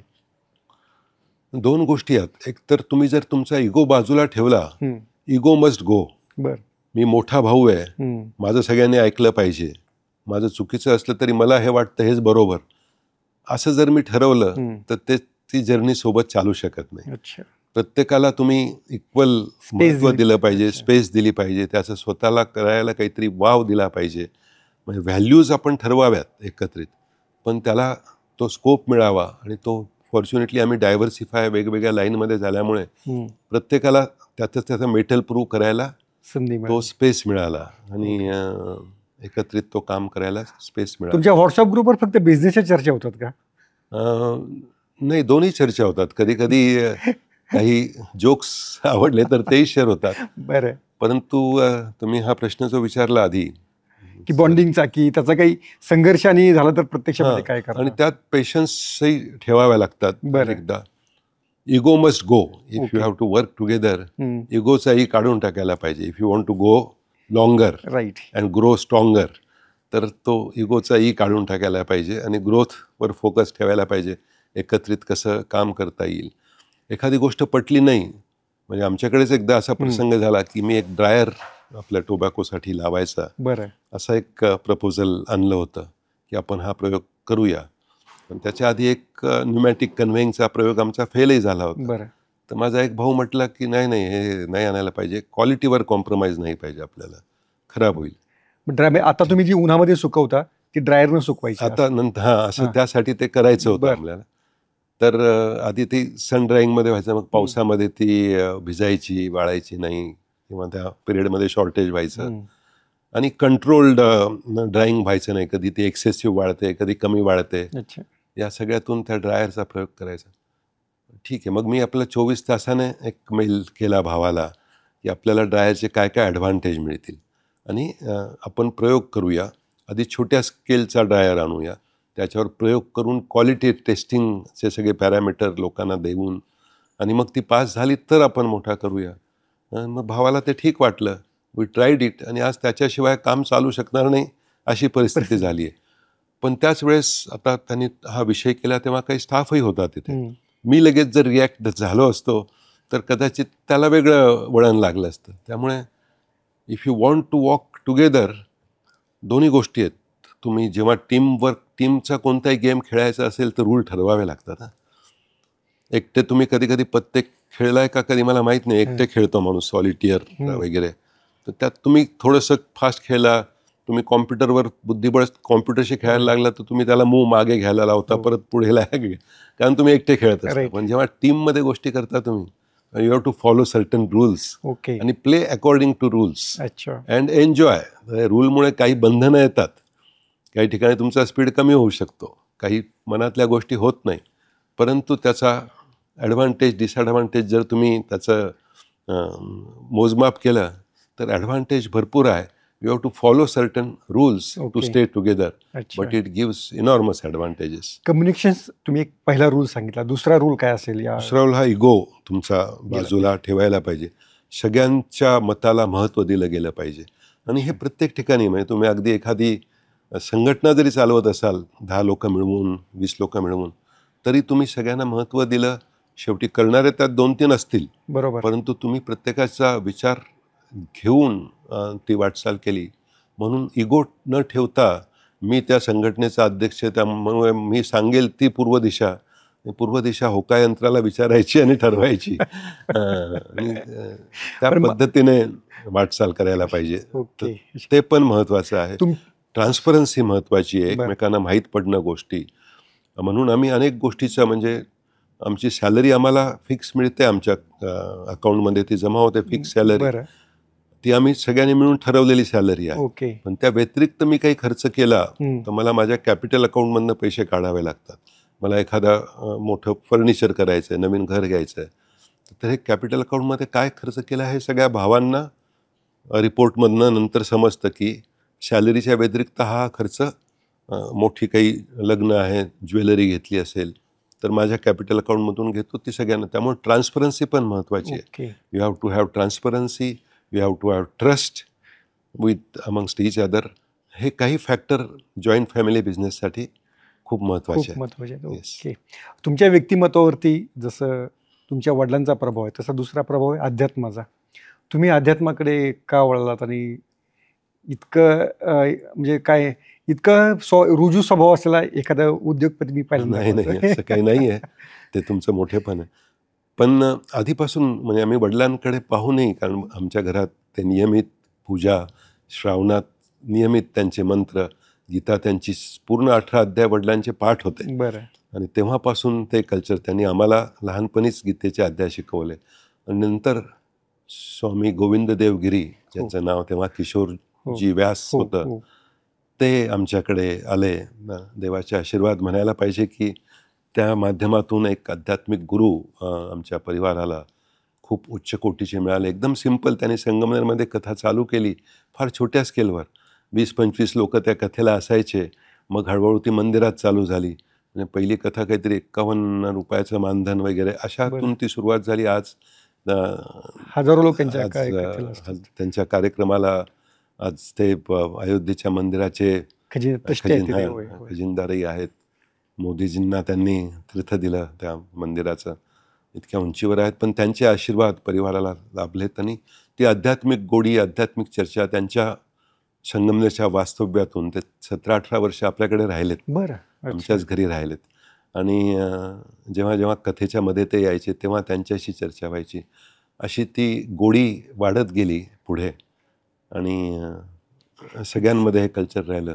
संजयने पण नंतर 18 अध्याय पूर्ण पाठ केलेत आणि गीतेवर खूप छान, तो आता ऑनलाईन त्यांनी learngita.com म्हणून गीता परिवारचा तो भारताचा अध्यक्ष आहे. तर गीता परिवारने मिळून ती मोठी ॲक्टिव्हिटी केली आहे. जवळजवळ 13 लाख लोक 200 देशातून 1200 कार्यकर्ते फ्री काम करणारे, रोज 1 तास देणारे त्याच्याशी जुडलेत.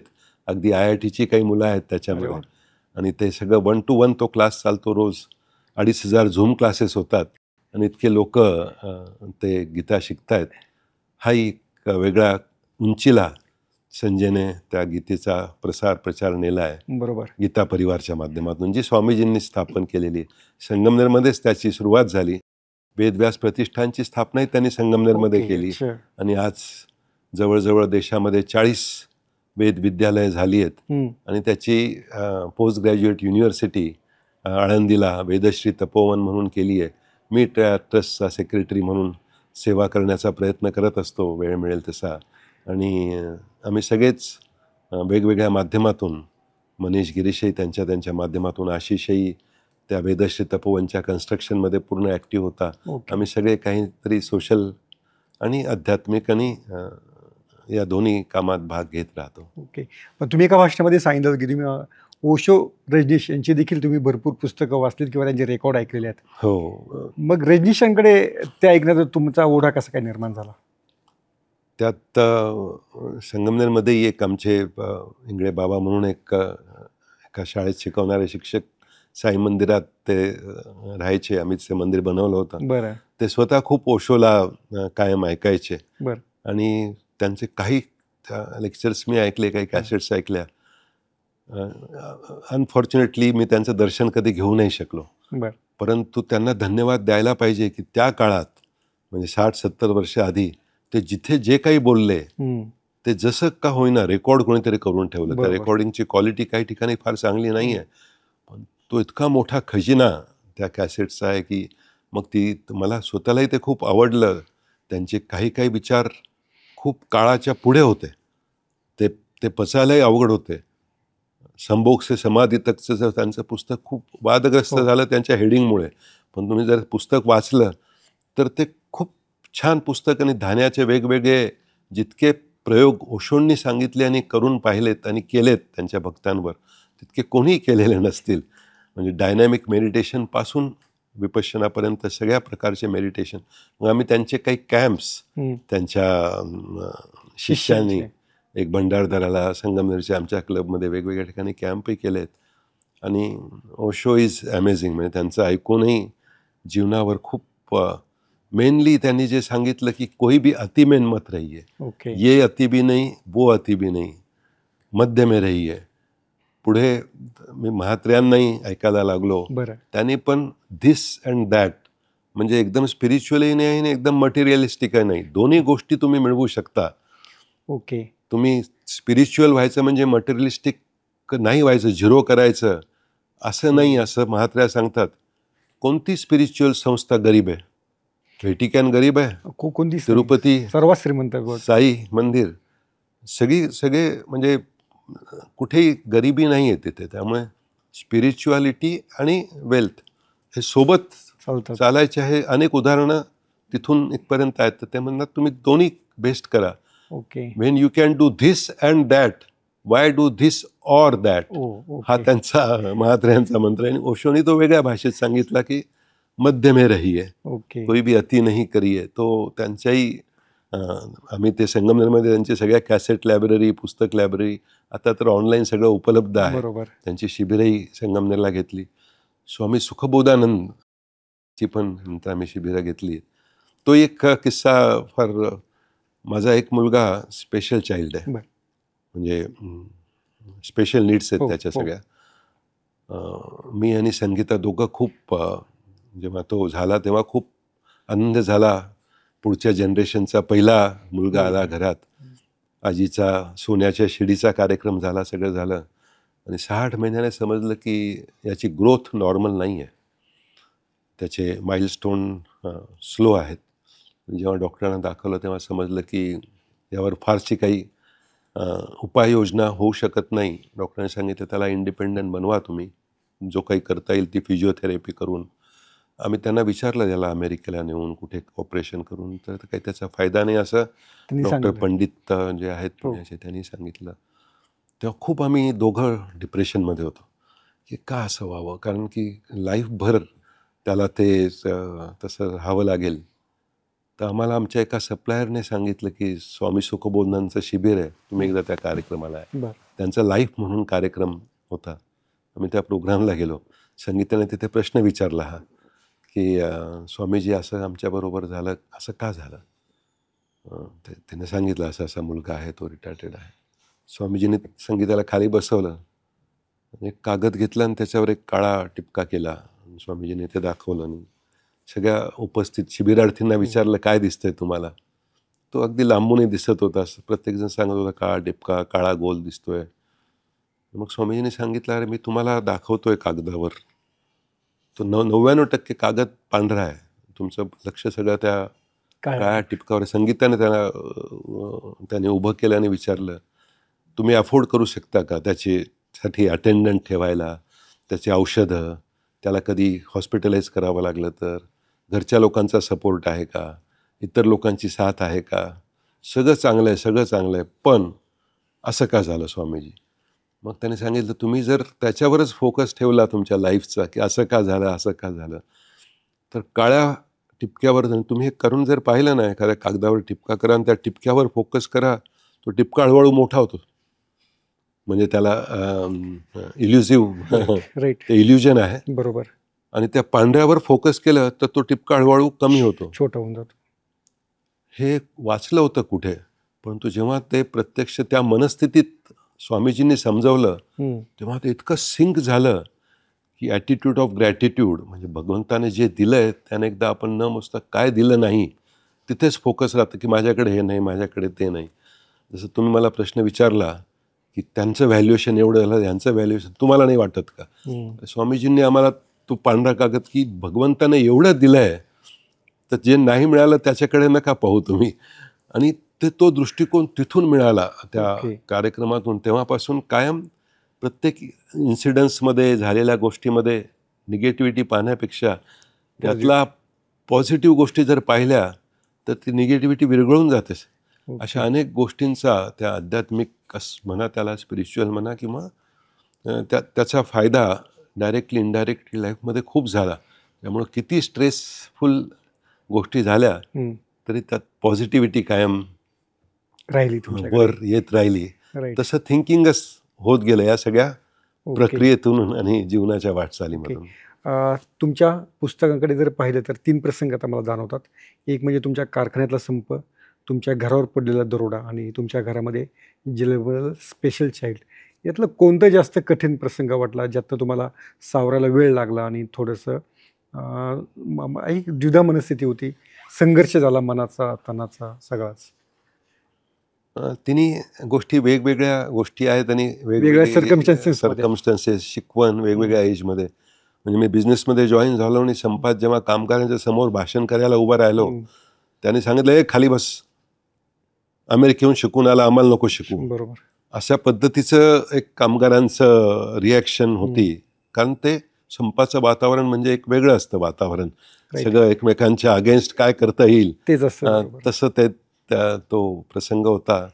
आणि त्यातून जे ट्रान्सफॉर्म झालं या सगळ्या मगा सांगितलेल्या प्रयोगातून, आता विन विन ॲटिट्यूड, हेड आणि हार्ट, आता इतके हार्ट त्यांचे इन्व्हॉल्व्ह झाले की दरोडा पडल्यानंतर जेव्हा मी कारखान्यात गेलो, लिटरली कामगार इतके रडत होते की चला तुम्ही परत आला, लाखोंचा पोशिंदा असं कोणीतरी बोलून दाखवलं. अशा वेगवेगळ्या भावना त्यांच्या ज्या व्यक्त झाल्या, तेव्हा तो जर्नी पण मला महत्त्वाचा वाटला. तर पहिल्यांदा ते जेव्हा बोलले तेव्हा एक स्ट्रेस आली होती खूप. आशुतोषच्या वेळेस वेगळी स्ट्रेस निश्चित खूप मोठी आली की आयुष्यात आपण किती कमवलं तरी यावर सोल्युशन नाही. आणि हे आपण आपल्याला हे स्वीकारायला लागेल भगवंताने दिलेलं. नंतर त्याचे वेगवेगळे इतर कांगोरेही आम्हाला वेगवेगळ्या अध्यात्मातून समजले की त्यात पूर्वजन्माचं काय असतं, येणारा त्याच्या पूर्वजन्माचं काही सुकृत असल्यामुळे ते फेडायला परत कसा तुमच्याकडे येतो, जिथे त्याला इतर सुविधा मिळू शकतात, हे त्याचं पुण्यकर्म. अशा कारण ते सगळीकडे तुम्ही जर ते पूर्वजन्माचं कसं असतं आणि त्याची काही पुस्तकं खूप छान आहेत, ती पण पाहिली तर त्या सगळ्या जर्नीचा त्याचा तिथे मला उपयोग झाला. आणि तिसरा दरोड्याचा एक वेगळा प्रसंग होता की तुम्ही कसंही राहा, असे प्रसंग होत राहतील लाईफमध्ये. यू शुड नॉट एक्सपेक्ट की तुम्ही काही गोष्टी चांगल्या केल्या तर सगळं काही चांगलं येईल. त्यामुळे you have to be ready for everything. आणि त्यावेळेस ह्या वेगळ्या गोष्टींचा की दुवा किती काम करून गेली आणि जे एक्सटेंडेड लाईफ मिळालं आहे त्यात ही दुवाने ते एक्सटेंडेड लाईफ दिलं आहे आपल्याला. त्यात ती पण जाणीव झाली. आणि याची जाणीव झाली की काही असलं तरी शेवटी पराधीन आहे जगती पुत्र मानवाचा, दोष ना कुणाचा. या सगळ्या गोष्टीतून पॉझिटिव्हिटी वाढत गेली. मिळत गेली. तुमच्याकडे पाहिल्यानंतर वाटत नाही तुम्ही 65चे वगैरे, तुमचं रुटीन पॅटर्न काय असतो, लाईफस्टाईल काय तुमची? रुटीन पॅटर्न सकाळी नॉर्मली 1.5-2 तास. तुम्ही पण तुमच्या वडिलांसारखे शिस्तबद्ध आहात एकदम. त्यांच्यामुळे ती शिस्त आली आमच्यामध्ये डेफिनेटली. बरं. वडीलही सूर्यनमस्कार करायचे, योगा करायचे, पत्रातून आम्हाला कायम ते लिहायचे रेग्युलर त्याचं महत्त्व. त्यामुळे ती शिस्तही आली. त्यांच्या एवढं रेग्युलर नाही आहे मी, क्लेमही करू शकत नाही तसा, परंतु काही प्रमाणात मग आठवड्यातून 3-4 दिवस का होईना सकाळचा एक्झरसाईजचा रुटीन असतो. सम्यक भोजन त्यांच्यामुळे त्यांचं आम्ही पाहायचो, सगळं सम्यक होतं त्यांच्या लाईफमध्ये. ओशोंचा हा खूप आवडीचा शब्द आहे, सम्यक. अति नको, सम्यक. आणि ते त्यांच्याकडनं, त्यामुळे योग्य आहार, योग्य विहार. महात्राही खूप छान सांगतात की ते हार्ट तुमचं सांगत असतं तुम्हाला की मी तुझी जीवनभर सेवा करेल, पण तुम्हाला सकाळचा 1 तास देशील की नाही. 1 तास तुम्ही त्याला द्या, 23 तास तो तुमची सेवा, म्हणजे तो 24 तास सेवा करतो. पोट्यात असल्यापासून जाईपर्यंत 1 मिनिटाचा आराम जरा घेतला तर फोटोला हार आहे डायरेक्ट. त्यामुळे तो 1 तास त्यांनी इतकं छान बिंबवलं ना त्या शिबिर. त्यांचं पुण्यात जेव्हा तो एक प्रोग्राम होता, दिस अँड दॅट प्रोग्राम होता त्यांचा पुण्यात, तो जेव्हा अटेंड केला प्रोग्राम, तेव्हा त्यांनी अपील केलं की आज एक्झरसाईज ज्यांनी केला नसेल त्यांनी पायी घरी जा. घर लांब असेल, गाडी असेल तर किमान अर्धा रस्ता पायी करा. काही नाही केलं तर घरी गेल्यावर लिफ्ट न घेता जिन्याने चढा. काही नाही तर जेवायच्या आधी डायनिंग टेबलला किमान 25 फेऱ्या मारा आणि मग जेवायला बसा. आणि लिटरली त्या दिवशी मी एक्झरसाईज केलेला नव्हता त्या काम, थोड्या वेळ चाललो. म्हणजे कोणत्या गोष्टीतून ती अधिक दृढ होत जाईल आपल्यामध्ये बरोबर, सांगता येत नाही, परंतु ही डिसिप्लिन थोडी दृढ झाली. ओके. यंग दिसायला तर आता रेव्हलॉन कारणीभूत आहे. अरे सगळे हेअर डाय छान आहेत ना, त्यामुळे ते अरे लगेच दिसत नाही. त्यांनी त्यांचं ब्रँड पण सांगितलं जायचं. तुम्हाला असं जेव्हा स्ट्रेस आल्यानंतर फिरायला कुठं जावं असं वाटतं? पुणे की संगमनेर? खरं मला तोही विचारायचं की आवडतं काय? स्ट्रेस आउट कुठे होतं तुमचं? स्ट्रेस आउट फिरायला बाहेर जातो तर निसर्गात निश्चित बरं. अधिक आवडतं, निसर्गात जायला आवडतं. बरं. वेगवेगळ्या अशा शिबिरांमध्ये जायला आवडतं की जिथे ते स्ट्रेस रिलिव्हिंग गोष्टी अनेक मिळतात, त्यामुळे तिथे जायला आवडतं. अच्छा. आणि फिरायला बाहेर जग पाहायलाही आवडतं, बरं. अनेक देशांनाही व्हिजिट झाली, पण निसर्ग सगळ्यात अधिक आवडतो. ओके. तिथे जाऊन जी मनशांती आणि जे सगळं हिरवं असलं की जो आनंद मिळतो, बरं. त्यामुळे आम्ही घरही घेताना हे आधीचं घर आमचं पुण्यातलं ॲग्रिकल्चर कॉलेजला लागून सगळी हिरवाई होती. बरं. आणि इथे फॉर्च्युनेटली पुणे युनिव्हर्सिटीला लागून ही सगळी बाहेरची हिरवाई दिसते बरोबर. आणि एक चांगला शांतता मनाला मिळत राहते. राईट, खरी गोष्ट आहे. आणखीन तुमच्यामध्ये तुम्ही पूर्णतः शाकाहारीच असाल, काही वादच नाही त्याच्यामध्ये. पण तुमच्या काय भाषणामध्ये मी ऐकलं तुमच्या मनामध्ये द्विधा मनस्थिती असते, म्हणजे पाणीपुरी की मिसळ अशा पद्धतीचं. तर काय पसंत करता? नाही, दोन्ही पसंत आहे, जे मिळतं ते आम्ही घेतो. बरं. As a change everything is fine. Right, खरी गोष्ट. पण मिसळ जसं तुम्ही तुमच्या डायचा ब्रँड सांगितला तसं मिसळचे 2-3 ब्रँड सांगा तुम्ही. पुण्यात आमचा ग्रुप आहे एक रुपाली कट्टा. आम्ही सकाळी रुपालीवर कॉफी प्यायला आमचे पुण्याचे जिजाजी आहेत त्यांचे मित्र, आम्ही नॉर्मली श्रीकृष्ण मिसळला जातो मिसळ खायला. ओके. ती प्रिफर करतो. अच्छा. संगमनेरला एक सरस्वती मिसळ म्हणून प्रसिद्ध आहे, बरं. तिथे कधी कधी मिसळ खायला जातो. ओके. तुमच्या अमेरिकेतल्या मित्रांशी तुमचा अजूनही संवाद सुरू आहे? हो, अमेरिकेतल्या मित्रांशी आम्ही गेट टुगेदरमध्येही भेटतो. आमच्या कॉलेजचे मित्रही संगमनेरलाही गेट टुगेदरला आले होते, आमच्या पार्कलाही व्हिजिट केल्या त्यांनी. बरं. अमेरिकेलाही मी गेलो होतो, तेव्हा माझ्या मुलाला मुद्दामून आमचा एक मित्र आहे सारंग हरदास, बरं, कॉलेजचा मित्र, की ज्याने खूप मोठं अमेरिकेत एम्पायर तयार केलं. बरं. आणि झिरोतून केलं, अगदी बाथरूममध्ये त्याने काम चालू केलं होतं त्याचं बनवायचं. बरं. आणि आज त्याच्यात 3 मोठमोठ्या फॅक्टरी आणि 2 विमानं आहेत जिथे तो विमानाने जातो आणि मोठं एम्पायर तयार केलं आहे. ओके. त्याचा मी संगमनेर कॉलेजमध्ये मुद्दामून आमच्या विद्यार्थ्यांसाठी इंटरव्ह्यू ठेवला होता की प्रेरणा मिळावी सगळ्यांना. अशा त्यांच्याशी संपर्क सगळ्यांशी आहे. तुम्ही स्वतः घेतलं का विमान? नाही, आम्ही नाही घेतलेलं विमान. भरपूर अवेलेबल आहेत आणि स्वस्त अवेलेबल आहेत. तुम्हाला गाडी कोणती आवडते? गाडीचा जर्नी आमचा पहिला ॲम्बेसेडर पासून चालू झाला. बरं. वडील सिम्प्लिसिटी असायची त्यांची, सेकंड हँड ॲम्बेसेडर घ्यायचे आणि कोइंबतूरला त्याला मॅटेडोरचं मशीन लावलं जायचं. आणि अशी गाडी आम्ही 10-15 वर्ष, काही वर्ष मॅटेडोर वापरलेली मी. बरं. मॅटेडोर कारण ती मल्टीपर्पज असायची, त्याची माल डिलेवरीला पण कामी यायची आणि आम्हाला फिरायला पण कामी यायची. एकदा आम्ही ती ॲम्बेसेडर घेऊन नाशिकला गेलो. एक जॉईंट व्हेंचरचं डील होतं आणि माझ्या कॉलेजच्या एका मित्राने ती मीटिंग घडवून आणली होती. टेट्रा पॅकमध्ये होता तो. बरं. आणि तिथून जेव्हा परत आलो तेव्हा त्या मित्राला त्या ज्यांनी तो डील आणला होता, त्याने सांगितलं ये डील नाही हो सकता, हो तो कैसे ॲम्बेसेडर में आहे. आणि तेव्हा वाटलं की अरे लोक काय काय पाहतात. आणि मग फॉर्च्युनेटली लहान भावाला मनीषला जास्त चांगल्या गाड्यांची आवड आहे आणि तिथून चांगल्या गाड्या यायला लागल्या. तो काही माझा फारसा आधीपासून, आजही मी कोणती गाडी वापरायची तोच ठरवतो अनेकदा. बरं. ओके. आणि पण जसं तुम्ही तुमच्या बायचान्स त्याने माझ्यापेक्षा त्याने मोठी गाडी होती त्याची, लोकल जी आम्ही वापरतो, आणि त्याने पाहिलं की अरे राजेश या गाडीत मी या गाडीत, त्यानं गाडीत उतरलं आणि त्याच्या गाडीची चावी मला दिली. आजपासून जरा तू ही गाडी वापरायची आणि मी ती गाडी वापरणार आहे.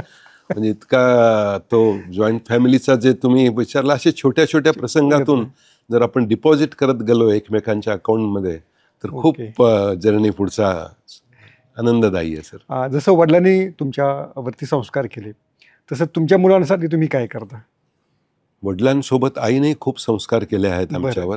आई कायम पुण्याला घेऊन यायची सुट्टीमध्ये आणि वेगवेगळे क्लासेस आमच्या सोबत करायची. ओके. स्विमिंगला आमच्या बरोबर. पण तुमचा एक रिलर्न आणि अनलर्नचा किस्सा खरंच सांगा तो जरा आपल्या वाचकांना नक्की आवडेल.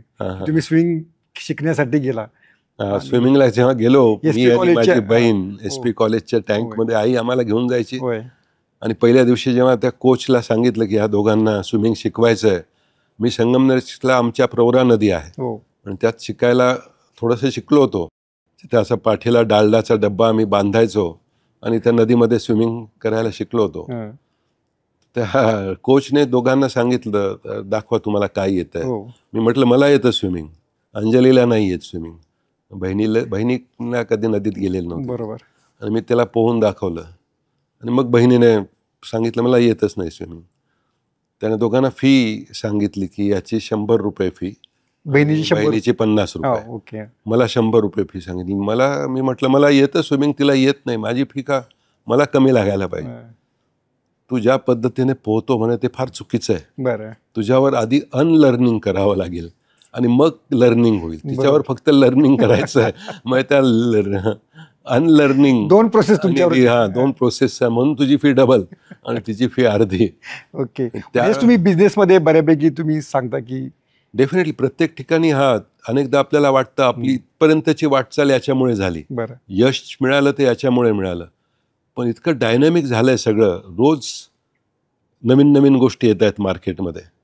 आता AI आलंय, त्याचं लर्निंग. आधी मोबाईल आला, मोबाईलने अनेकांचे धंदे खाल्ले. If you don't upgrade your self and keep changing, त्यामुळे अनलर्निंग, रिलर्निंग, लर्निंग हे कॉन्स्टंट सायकल आहे. ओके. आणि हे ज्याने केलं तोच टिकू शकतो. डार्विनने जो सिद्धांत उत्क्रांतीचा मांडला होता होय. त्यावेळेस कोण नामशेष झाले आणि कोण शिल्लक राहिले तुम्ही पाहाल तर डायनोसर जे सगळ्यात बलाढ्य होते, Right. सगळ्यात जास्त ताकद होती, they couldn't survive just because they didn't change. Right. खरी गोष्ट आहे. कोण टिकलं सांगितलं तर तुम्हाला हसू येईल. मिलियन्स ऑफ इयर्स झुरळ. कारण तो काही असो, अंधार असो, खायला मिळो न मिळो, काही खायला मिळो, ऍडजस्टमेंट. ऍडजस्टमेंट आहे, लर्निंग आहे. कोणत्याही प्रसंगात आणि काही आलं तरी लर्न. त्यामुळे ही सर्वाइव्ह. ओके. किती प्रयोग केले आणि किती बेगोन आले तरी ते संपलं नाही, खरी ते गोष्ट. टिकून आहेत. त्यामुळे दिस प्रोसेस इज क्वाईट इम्पॉर्टंट. पण ही त्यावेळेस स्विमिंगच्या वेळेस ती रिअलाइज झाली. हा प्रसंग त्यावेळेस हे शब्दही नव्हते माहीत, बरोबर. अनलर्निंग, रिलर्निंग. पण आता जेव्हा मी मॅनेजमेंट वाचतो हो. तेव्हा ते आठवतात जुने प्रसंग, असे वेगवेगळ्या वेळी वेगवेगळे. ओके. तुम्ही जेव्हा पुण्यामध्ये आलात तर पुण्यामधलं वातावरण आणि संगमनेरचं वातावरण याच्यामध्ये काय फरक जाणवला तुम्हाला? पुण्यात अजूनही मी तसा पुणेकर तुम्ही झालात की? नाही, तसं नाही म्हणता येणार. कारण मी आठवड्याचे 4-5 दिवस संगमनेरला असतो. बरं. तिथे आमची सोशल अटॅचमेंटही भरपूर आहे. बरं. सामाजिक कामही भरपूर चालू असतात. एक वडिलांनी स्थापन केलेली संगमनेर मर्चंट्स बँक आहे, हम्म. ती मी सांभाळतो. कॉलेज तिथे वडिलांनी बरंच काम केलं, ती आता संजय सांभाळतो. तिथलं युवक मंडळ आहे तो मनीषने बरंच पुढं नेलं आहे त्याला. एक शारदा पतसंस्था आहे, गिरीश तिथे काम करतो, काकांनी ती स्थापन केली होती. त्यामुळे या सगळ्या सामाजिक याच्यात आम्ही इन्व्हॉल्ड असल्यामुळे अच्छा. एक संगमनेरचं पण अट्रॅक्शन तुमच्या कायम आहे. पुढच्या पिढीला संगमनेरचं अट्रॅक्शन आहे अजून? आता ते तितकं नाही, कारण आम्ही लहानपणापासून तिथे मोठे झालो. हम्म. सोशल कार्यक्रमात आमची इन्व्हॉल्वमेंट खूप जास्त बरोबर. होती. त्यामुळे तितकी त्यांना नाही आहे. संगमनेरला जॉईंट फॅमिलीची ओढ असते. हो. दरवेळेस दिवाळीला वगैरे आम्ही सगळे एकत्र असतो पुढची पिढीचे. हम्म. परंतु बाकी आता पुण्यात जे काही पुढे त्यांना स्कोप मिळेल हम्म. त्यासाठी आम्ही ते स्वीकारलंय की धिस अँड दॅट, ओके. दोन्हीचा ॲडव्हान्टेज आपण घेऊ. Y this or that. That's right. Pune की संगमनेर ऐवजी कुठे दोन्ही आपल्याला दोन्हीचे बेस्ट घेऊन पुढे पुढे चालेल. जावं लागेल. तुमच्या एकूण उद्योग समूहाचं आजचं व्हॅल्युएशन किती असू शकेल साधारणपणे? आता बाकी उद्योगांचे व्हॅल्युएशन कुठे आम्ही केलेले नाही किंवा बरं. करायचा कधी काही हो. प्रसंग आला नाही. परंतु इमॅजिकाचं व्हॅल्युएशन काय 3,000 कोटीचं आहे साधारण. अच्छा. इतर बिझनेसेस त्याच्या बरोबरीने आहेत, त्याहून मोठेही आहेत टर्नओव्हर वाईज किंवा हे. परंतु असे काही व्हॅल्युएशन कधी केलेलं नाही आहे.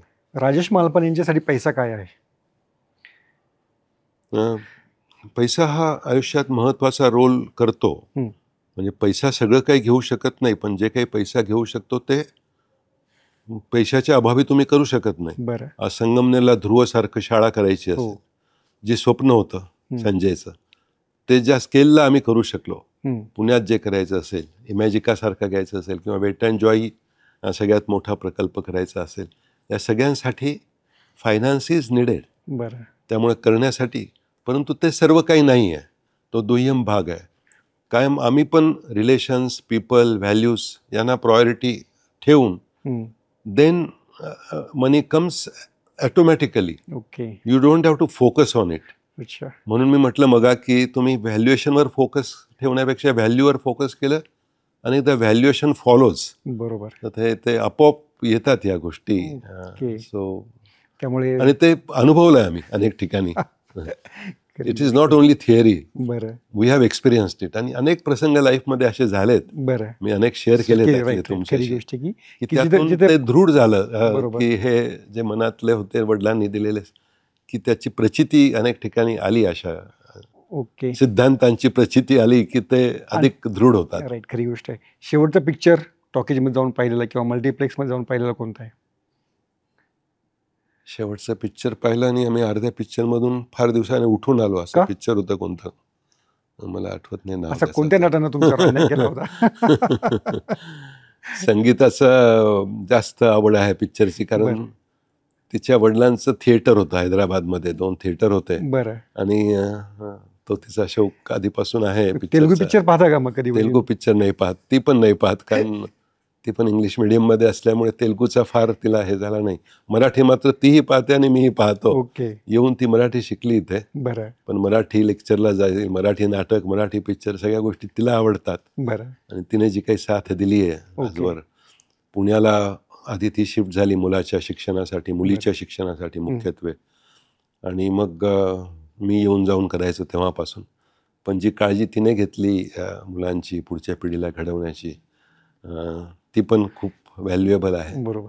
त्यामुळे पुणे आणि संगमनेर तुम्ही जे विचारलं त्यात तो जर्नी पण महत्वाचा आहे. पण महत्त्वाचं. नाटक शेवटचं पाहिलं ते आमने सामने पाहिलं. बरं, ते चांगलं छान नाटक नाटक होतं. छान नाटक होतं. दरवर्षी आम्ही संगमनेरलाही नाटक आणतो आणि सगळ्यांसाठी फ्री ठेवतो. ते बरं. शाळेच्या आपल्या मर्चंट बँकेच्या माध्यमातून आणतो, वडिलांच्या स्मरणदिनी, शारदा पतसंस्थेच्या माध्यमातून बरं. भाऊ आणतो, ओके. आणि राजस्थानी युवक मंडळच्या माध्यमातून संगमनेर फेस्टिवल, बरं. पुन्हा फेस्टिवल सारखं आम्ही चालू केलंय. ओके. ते 7 दिवस चालतं. अच्छा. तिथे नाटक, गाण्याचे कार्यक्रम, डान्सच्या कॉम्पिटिशन, काही संस्काराचे कार्यक्रम, असे वेगवेगळे 7 दिवस भरगच्च कार्यक्रम असतात. अच्छा. आणि ते सगळे एन्जॉय करतात. येस ते येस सामान्य माणसं त्याच्या. संगमनेरला आम्ही आता मल्टिप्लेक्स थिएटर करतो, कारण त्याची कमी होती संगमनेरला. बरं.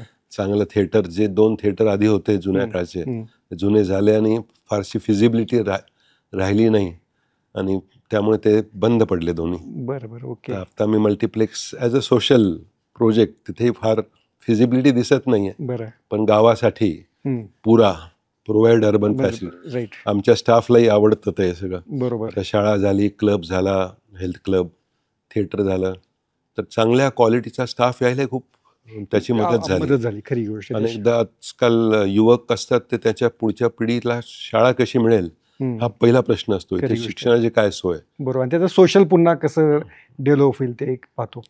आम्ही सामान्य माणसं जसं मोबाईलमध्ये आमचा बँक बॅलन्स पाहतो, तर श्रीमंत माणसं तुमच्यासारखी पाहतात का बँक बॅलन्स? आम्ही इमोशनल बॅलन्स जास्त चेक करतो. आपला तो बॅलन्स चांगला पाहिजे, स्ट्रॉंग पाहिजे. बरं. कोणत्या व्यक्तीशी, ही स्टीफन कोव्हीची कन्सेप्ट होती, इमोशनल बँक बॅलन्स. ओके. प्रत्येक रिलेशनशिपमध्ये तुमचं इमोशनल बँक बॅलन्स आहे. ओके. आणि ते कधी तिथे ओव्हरड्रॉन नाही झालं पाहिजे. बरं. जेवढं बॅलन्स आहे त्यापेक्षा जास्त काढायचा प्रयत्न. काही प्रसंग असे येतात बरं की जेव्हा आपल्याला अचानक त्यातून भांडण झालं, हे झालं, तर विड्रॉल होतं. बट इनफ डिपॉझिट ठेवलं तर नाही होत. त्यामुळे तो बॅलन्स त्यामुळे balance, emotional balance with workers असेल, विथ स्टाफ असेल, विथ फॅमिली मेंबर्स असेल, विथ फ्रेंड्स असेल, तो महत्त्वाचा. बाकी काय, महिन्याला जी सॅलरी मिळते त्यात आरामात सगळं काम होतं. बाकी बँक बॅलन्स तिथेच राहायचं आहे आणि तसंच पुढच्या पिढीकडे जायचं आहे. त्यातून चांगली कामं होणं महत्त्वाचं आहे. सोशल कॉजमध्ये ते लागणं महत्त्वाचं आहे. आणि त्यातून चांगले प्रोजेक्ट निर्माण होणंही महत्त्वाचं आहे. हे सगळं महत्त्वाचं असलं तरी फोकस मात्र इमोशनल बँक बॅलन्सवर अधिक ठेवला. जे नवीन उद्योजक आहेत त्यांच्यासाठी तुमचे 3 सल्ले महत्त्वाचे सांगा, की हे जर केले तर सक्सेस तुम्हाला मिळण्याची गॅरंटी जास्त आहे. एकतर जे काही कराल ते पॅशनेट होऊन करा. बरं. म्हणजे तो बिझनेस परत अर्निंग म्हणून न करता तो आपोआप येईल. पॅशनेट होऊन हे मला करायचं आहे आणि पर्पज बिहाइंड इट शोधून जर केलं तुम्ही, त्यामुळे पॅशनेटली कोणती गोष्ट केली तर थकवाई येत नाही. मग रविवारची वाट नाही पाहत माणूस, मग बरोबर. सोमवारची वाट पाहतो. बरोबर. मी कधी परत जाईन Right. त्या पॅशनवर माझ्या. ओके. आज सुट्टी आहे मला तरी मी काहीतरी त्या रिलेटेड पाहीन, पण पॅशनवर कमीच कधी. बरोबर. खरी गोष्ट. त्यामुळे पॅशनेट जे काही कराल ते पॅशनेट होऊन कराल तर तुम्हाला यश मिळणार. नक्की मिळेल. ओके. पॅशनेट. नंबर 2 नंबरचा सल्ला. दुसरा, कोणताही बिझनेस करताना तुम्ही तुमचं फायनान्शियल प्लॅनिंग परफेक्ट ठेवायला पाहिजे. मी अनेक ठिकाणी माझ्या लेक्चरमधनं ती मारवाडी म्हण सांगतो, डुबेगा रे 3 जना. पैसा कम व्यापार घना. हा पहिला. आपलं कॅपिटल लिमिटेड आहे. बँक लोन द्यायला तयार आहे, पण खूपदा ते लोन आपण फक्त इनिशियल इन्व्हेस्टमेंट पुरतं घेतो, पण वर्किंग कॅपिटल किती लागेल, उधारी किती राहील मार्केटमध्ये, हे सगळे कॅल्क्युलेशन करत नाही आणि फायनान्शियल प्लॅनिंग बिघडतं. Over leveraged okay. होऊन अनेक बिझनेस गडबडीत जातात. फोकस्ड इन्व्हेस्टमेंट ठेवा. जे काही बिझनेस कराल त्याच्यावर फोकस ठेवा. एका मित्राने शेअरमध्ये कमवले, दुसऱ्याने जमिनीत कमवले, तर हेही करतो तेही करतो. ते तुम्ही एकदा प्रॉफिटमध्ये आला, सरप्लस क्रिएट व्हायला लागलं तर त्या इन्व्हेस्टमेंट ठीक आहे. बरोबर. आणि ज्याने कमवले त्याच्या मागे त्याचा अभ्यास असतो, बरोबर. त्याची मेहनत असते, आणि तिसरा मोठा अनुभव असतो. तर फोकस तुमचा क्लिअर पाहिजे, फायनान्शियल प्लॅनिंग पाहिजे, तुमचं पॅशन पाहिजे. आणि तिसरा सल्ला तुम्ही कोणता द्याल? तिसरा, जे काही तुम्हाला यश मिळतं त्या बिझनेसमधून हो. ते डेफिनेटली तुम्ही शेअर करायला पाहिजे ओके. With your family. त्यामुळे मी अनेक ठिकाणी बोलतोय याच्यावर की how to do business as a family, not family business. बरं. त्यामुळे तुमच्या बिझनेसशी ॲसोसिएटेड प्रत्येकाला त्यात काहीतरी त्यालाही प्रोग्रेस झाल्याचा आनंद पाहिजे. बरोबर. हे जर केलं तर तुमचा बिझनेस लॉंग टर्ममध्ये खूप मोठा होऊ शकतो. हे आम्ही अनुभवातून पाहिलं आहे. ओके. त्यामुळे त्याही गोष्टीची त्यांनी जाणीव ठेवावी की जे काही मिळालं आहे ते शेअरही करावं with business associates also and with society also. Right. Sir, तुमच्या एकूण सगळ्या व्हर्टिकल्समधनं किती लोकांना रोजगार आता मिळतो आहे? वेगवेगळे, म्हणजे आमचे स्कूल असेल आणि इमॅजिका आहे. हो. आता आमचे सगळे पार्क आम्ही इमॅजिकामध्ये मर्ज केलेत. बरं. कारण शेअर होल्डरला कुठेही हे फिलिंग नाही पाहिजे की ओनरचा कॉम्पिटिटिव्ह बिझनेस आहे. ओके. त्यामुळे आम्ही आता सगळे पार्क, आणि it has become number 1 park business अच्छा. In India. हो. सगळे मिळून साधारण 9,500 लोक डायरेक्ट एम्प्लॉई आहेत. अच्छा. पण इनडायरेक्ट एम्प्लॉयमेंट भरपूर जनरेट झालेली आहे याच्यात. अच्छा. पण डायरेक्ट जे पेरोलवर आहेत असे साधारण 9,500 लोक आहेत. ओके.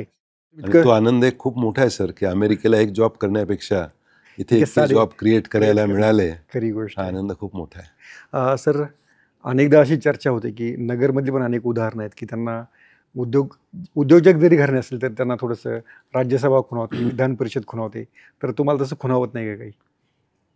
आम्ही कायम समाजकारणाला प्रेफरन्स दिलं. सोशल वर्क करायला इतरही भरपूर माध्यमं आहेत. बरं. कारण राजकारण हे माध्यम एक वेगळ्या पद्धतीचं माध्यम आहे. ज्याला ते जमतं रुजतं त्यानं ते करावं. आमची कम्युनिटी तशी मायनॉरिटीची कम्युनिटी आहे. बरं. त्यामुळे तेही पॉलिटिक्स अनेकदा कम्युनिटीचं पण होतं. त्यामुळे वी हॅव ऑलवेज फोकस्ड, आणि जे पाहिजे ते याच्यातून मिळतं तर मग वेगळं ते करायची काही, कधी असं त्याला नो नाही म्हणणार आहे. बरं. दिस अँड दॅट होऊ शकेल फ्युचरमध्ये, तर नाही सांगता येत. ओके. पण नगरमधील राजकीय भांडणाचा, वादाचा कधी काही त्रास जाणवतो का तुम्हाला संगमनेरमध्ये? नाही, संगमनेरमध्ये फॉर्च्युनेटली कधी पॉलिटिकल त्रास कधी काही झाला नाही. फार चांगलं वातावरण आहे. बरं. त्यामुळे असा काही त्रास कधी, इंटरफिरन्स वगैरे इंटरफिरन्स काही नाही, कधीच नाही. फार चांगलं आहे वातावरण. दोन्ही बाजूनं, म्हणजे जे ही बाजू किंवा ती हो बाजू? हो हो, दोन्हीकडनं. ठीक आहे. जरी तुम्हाला राजकारणामध्ये ओढा नसेल तुमचा आत्ता, असं पण म्हणूया, पण तुमचा आवडता राजकारणी कोण आहे किंवा राजकीय नेता? हो, आजच्या प्रसंगात विचारलं तर आज मोदीजींनी जे काही इकॉनॉमिकली आणि सगळ्याच फ्रंटवर जे काही काम केलं आहे, बरं. इंटरनॅशनली जी भारताची उंची वेगळ्या स्तरावर नेऊन पोचली आहे, बरं. त्याला निश्चित तोड नाही आहे. त्यामुळे मोदीजींचा आदर्श तोच तुमच्या आज वाटतो. तेच आवडतं स्पोर्ट्स पर्सन.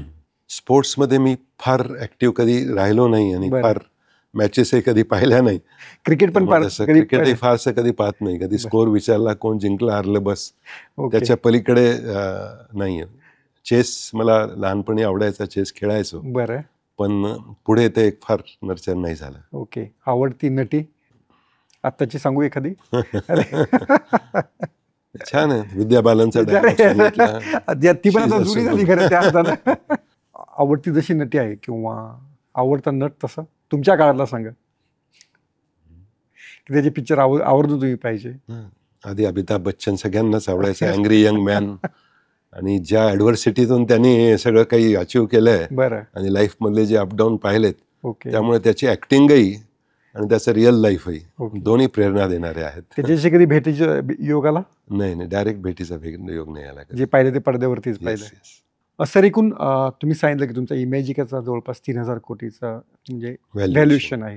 तर इतर व्हर्टिकलचं तुमचा बिझनेस कसा आहे? म्हणजे मी मग सांगितल्याप्रमाणे आम्ही त्याचं व्हॅल्युएशन केलं नाही. हो, पण आज आपण जर पाहिलं वेगवेगळे व्हर्टिकल्स आहेत. व्हॅल्युएशन वाईज इमॅजिकाचं समोर आहे व्हॅल्युएशन. पण त्याच्यापेक्षा अधिक चांगलं बॉटम लाईन आहे ती रिन्युएबल एनर्जीची आहे. बरं. म्हणजे आज 611 मेगावॅटमुळे त्यात जनरेट होणारा ॲन्युअल जो रेव्हेन्यू आहे, कारण तिथे खर्च खूप लिमिटेड असतो. बरोबर. आणि प्रोजेक्टची इन्व्हेस्टमेंट मोठी असते. इनिशियल इन्व्हेस्टमेंट ती मोठी असते. ती बँक लोन घेऊन ते आता लोन रिपे झालेत. बरं. त्यामुळे ते पॉझिटिव्ह कॉन्ट्रीब्युशन ते त्या लाईनचं सगळ्यात जास्त आहेत सगळ्या व्हर्टिकलमध्ये. अच्छा. टोबॅको व्हर्टिकल सुरुवातीला ज्यातून हे सगळे व्हर्टिकल तयार झालेत, त्यामुळे तेही महत्त्वाचं व्हर्टिकल FMCG, कारण त्याच्यासोबत चहा पण जोडलाय आम्ही. एक फंटू म्हणून माउथ फ्रेशनरही जोडलाय. तेही व्हर्टिकल आहे महत्त्वाचं. आनंद देणारं व्हर्टिकल आहे. ते बिझनेस नाही म्हणता येणार त्याला, पण एज्युकेशनचं व्हर्टिकल आहे की ज्याच्यात संजयने जी काही कामगिरी केली आहे आणि जो फोकस ठेवून की मला घडवायचा आहे विद्यार्थी, प्रॉफिट ऑलवेज सेकंडरी ठेवून ती कामं केली आहेत, ते व्हर्टिकल आनंद देणारं व्हर्टिकल आहे. आणि रिअल इस्टेटच्या व्हर्टिकलमधून पुण्याच्या क्षितिजामध्ये जे काही नाव निर्माण करता आलं, एक वेगळा ग्रुप जो तयार झाला आशिषचा, आणि त्या बिल्डिंगमधनं जी काही नेम फेम मिळालं, ते एक व्हर्टिकलही खूप चांगलं आहे. त्यामुळे सगळे व्हर्टिकल वेगवेगळ्या अँगलमधनं पुढे आहेत असं म्हणायला हरकत नाही. कॉन्ट्रीब्युशन वाईज मागे पुढे होत राहतात या व्हर्टिकलमधनं. But all are doing great. हे बिझनेसपेक्षाही थोडंसं अनेकांना ते आध्यात्मिक चर्चा देखील वाटेल, पण ते खरं आहे कारण त्यांचा ओढा त्या दोन्हींकडे आहे. म्हणजे बिझनेस आणि अध्यात्म, तर या दोन्हींचा संगम मला वाटतं त्यांच्या व्यक्तिमत्वामध्ये झालेला आहे.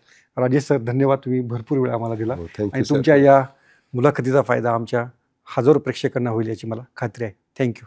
सोशल मीडियाच्या भाऊ गर्दीत विश्वासार्हतेने चकाकणारे नाव म्हणजे लेट्सअप मराठी. सगळ्यांना, सगळ्या नागरिकांना ती स्पीच, ती लेट्सअप वरील मुलाखती म्हणजे विचारांचा खजिना. त्यानंतरच्या निवडणुकीमध्ये मला सोडून गेले. बातम्या केवळ वस्तुस्थिती सांगणाऱ्या, न प्रोपगंडा, फक्त जनतेचा अजेंडा. क्योंकि आने वाला कल जाने वाला है, जाने वाला कल आने वाला है. राजकारण, मनोरंजन असो की क्रीडा क्षेत्र, महाराष्ट्राची स्पंदने संवेदनशीलतेने टिपणारे माध्यम म्हणजे लेट्सअप मराठी. जगासोबत एक पाऊल पुढे राहण्यासाठी लेट्सअपचे ॲप, सोशल मीडिया आणि वेबसाईट सोबत कनेक्टेड रहा.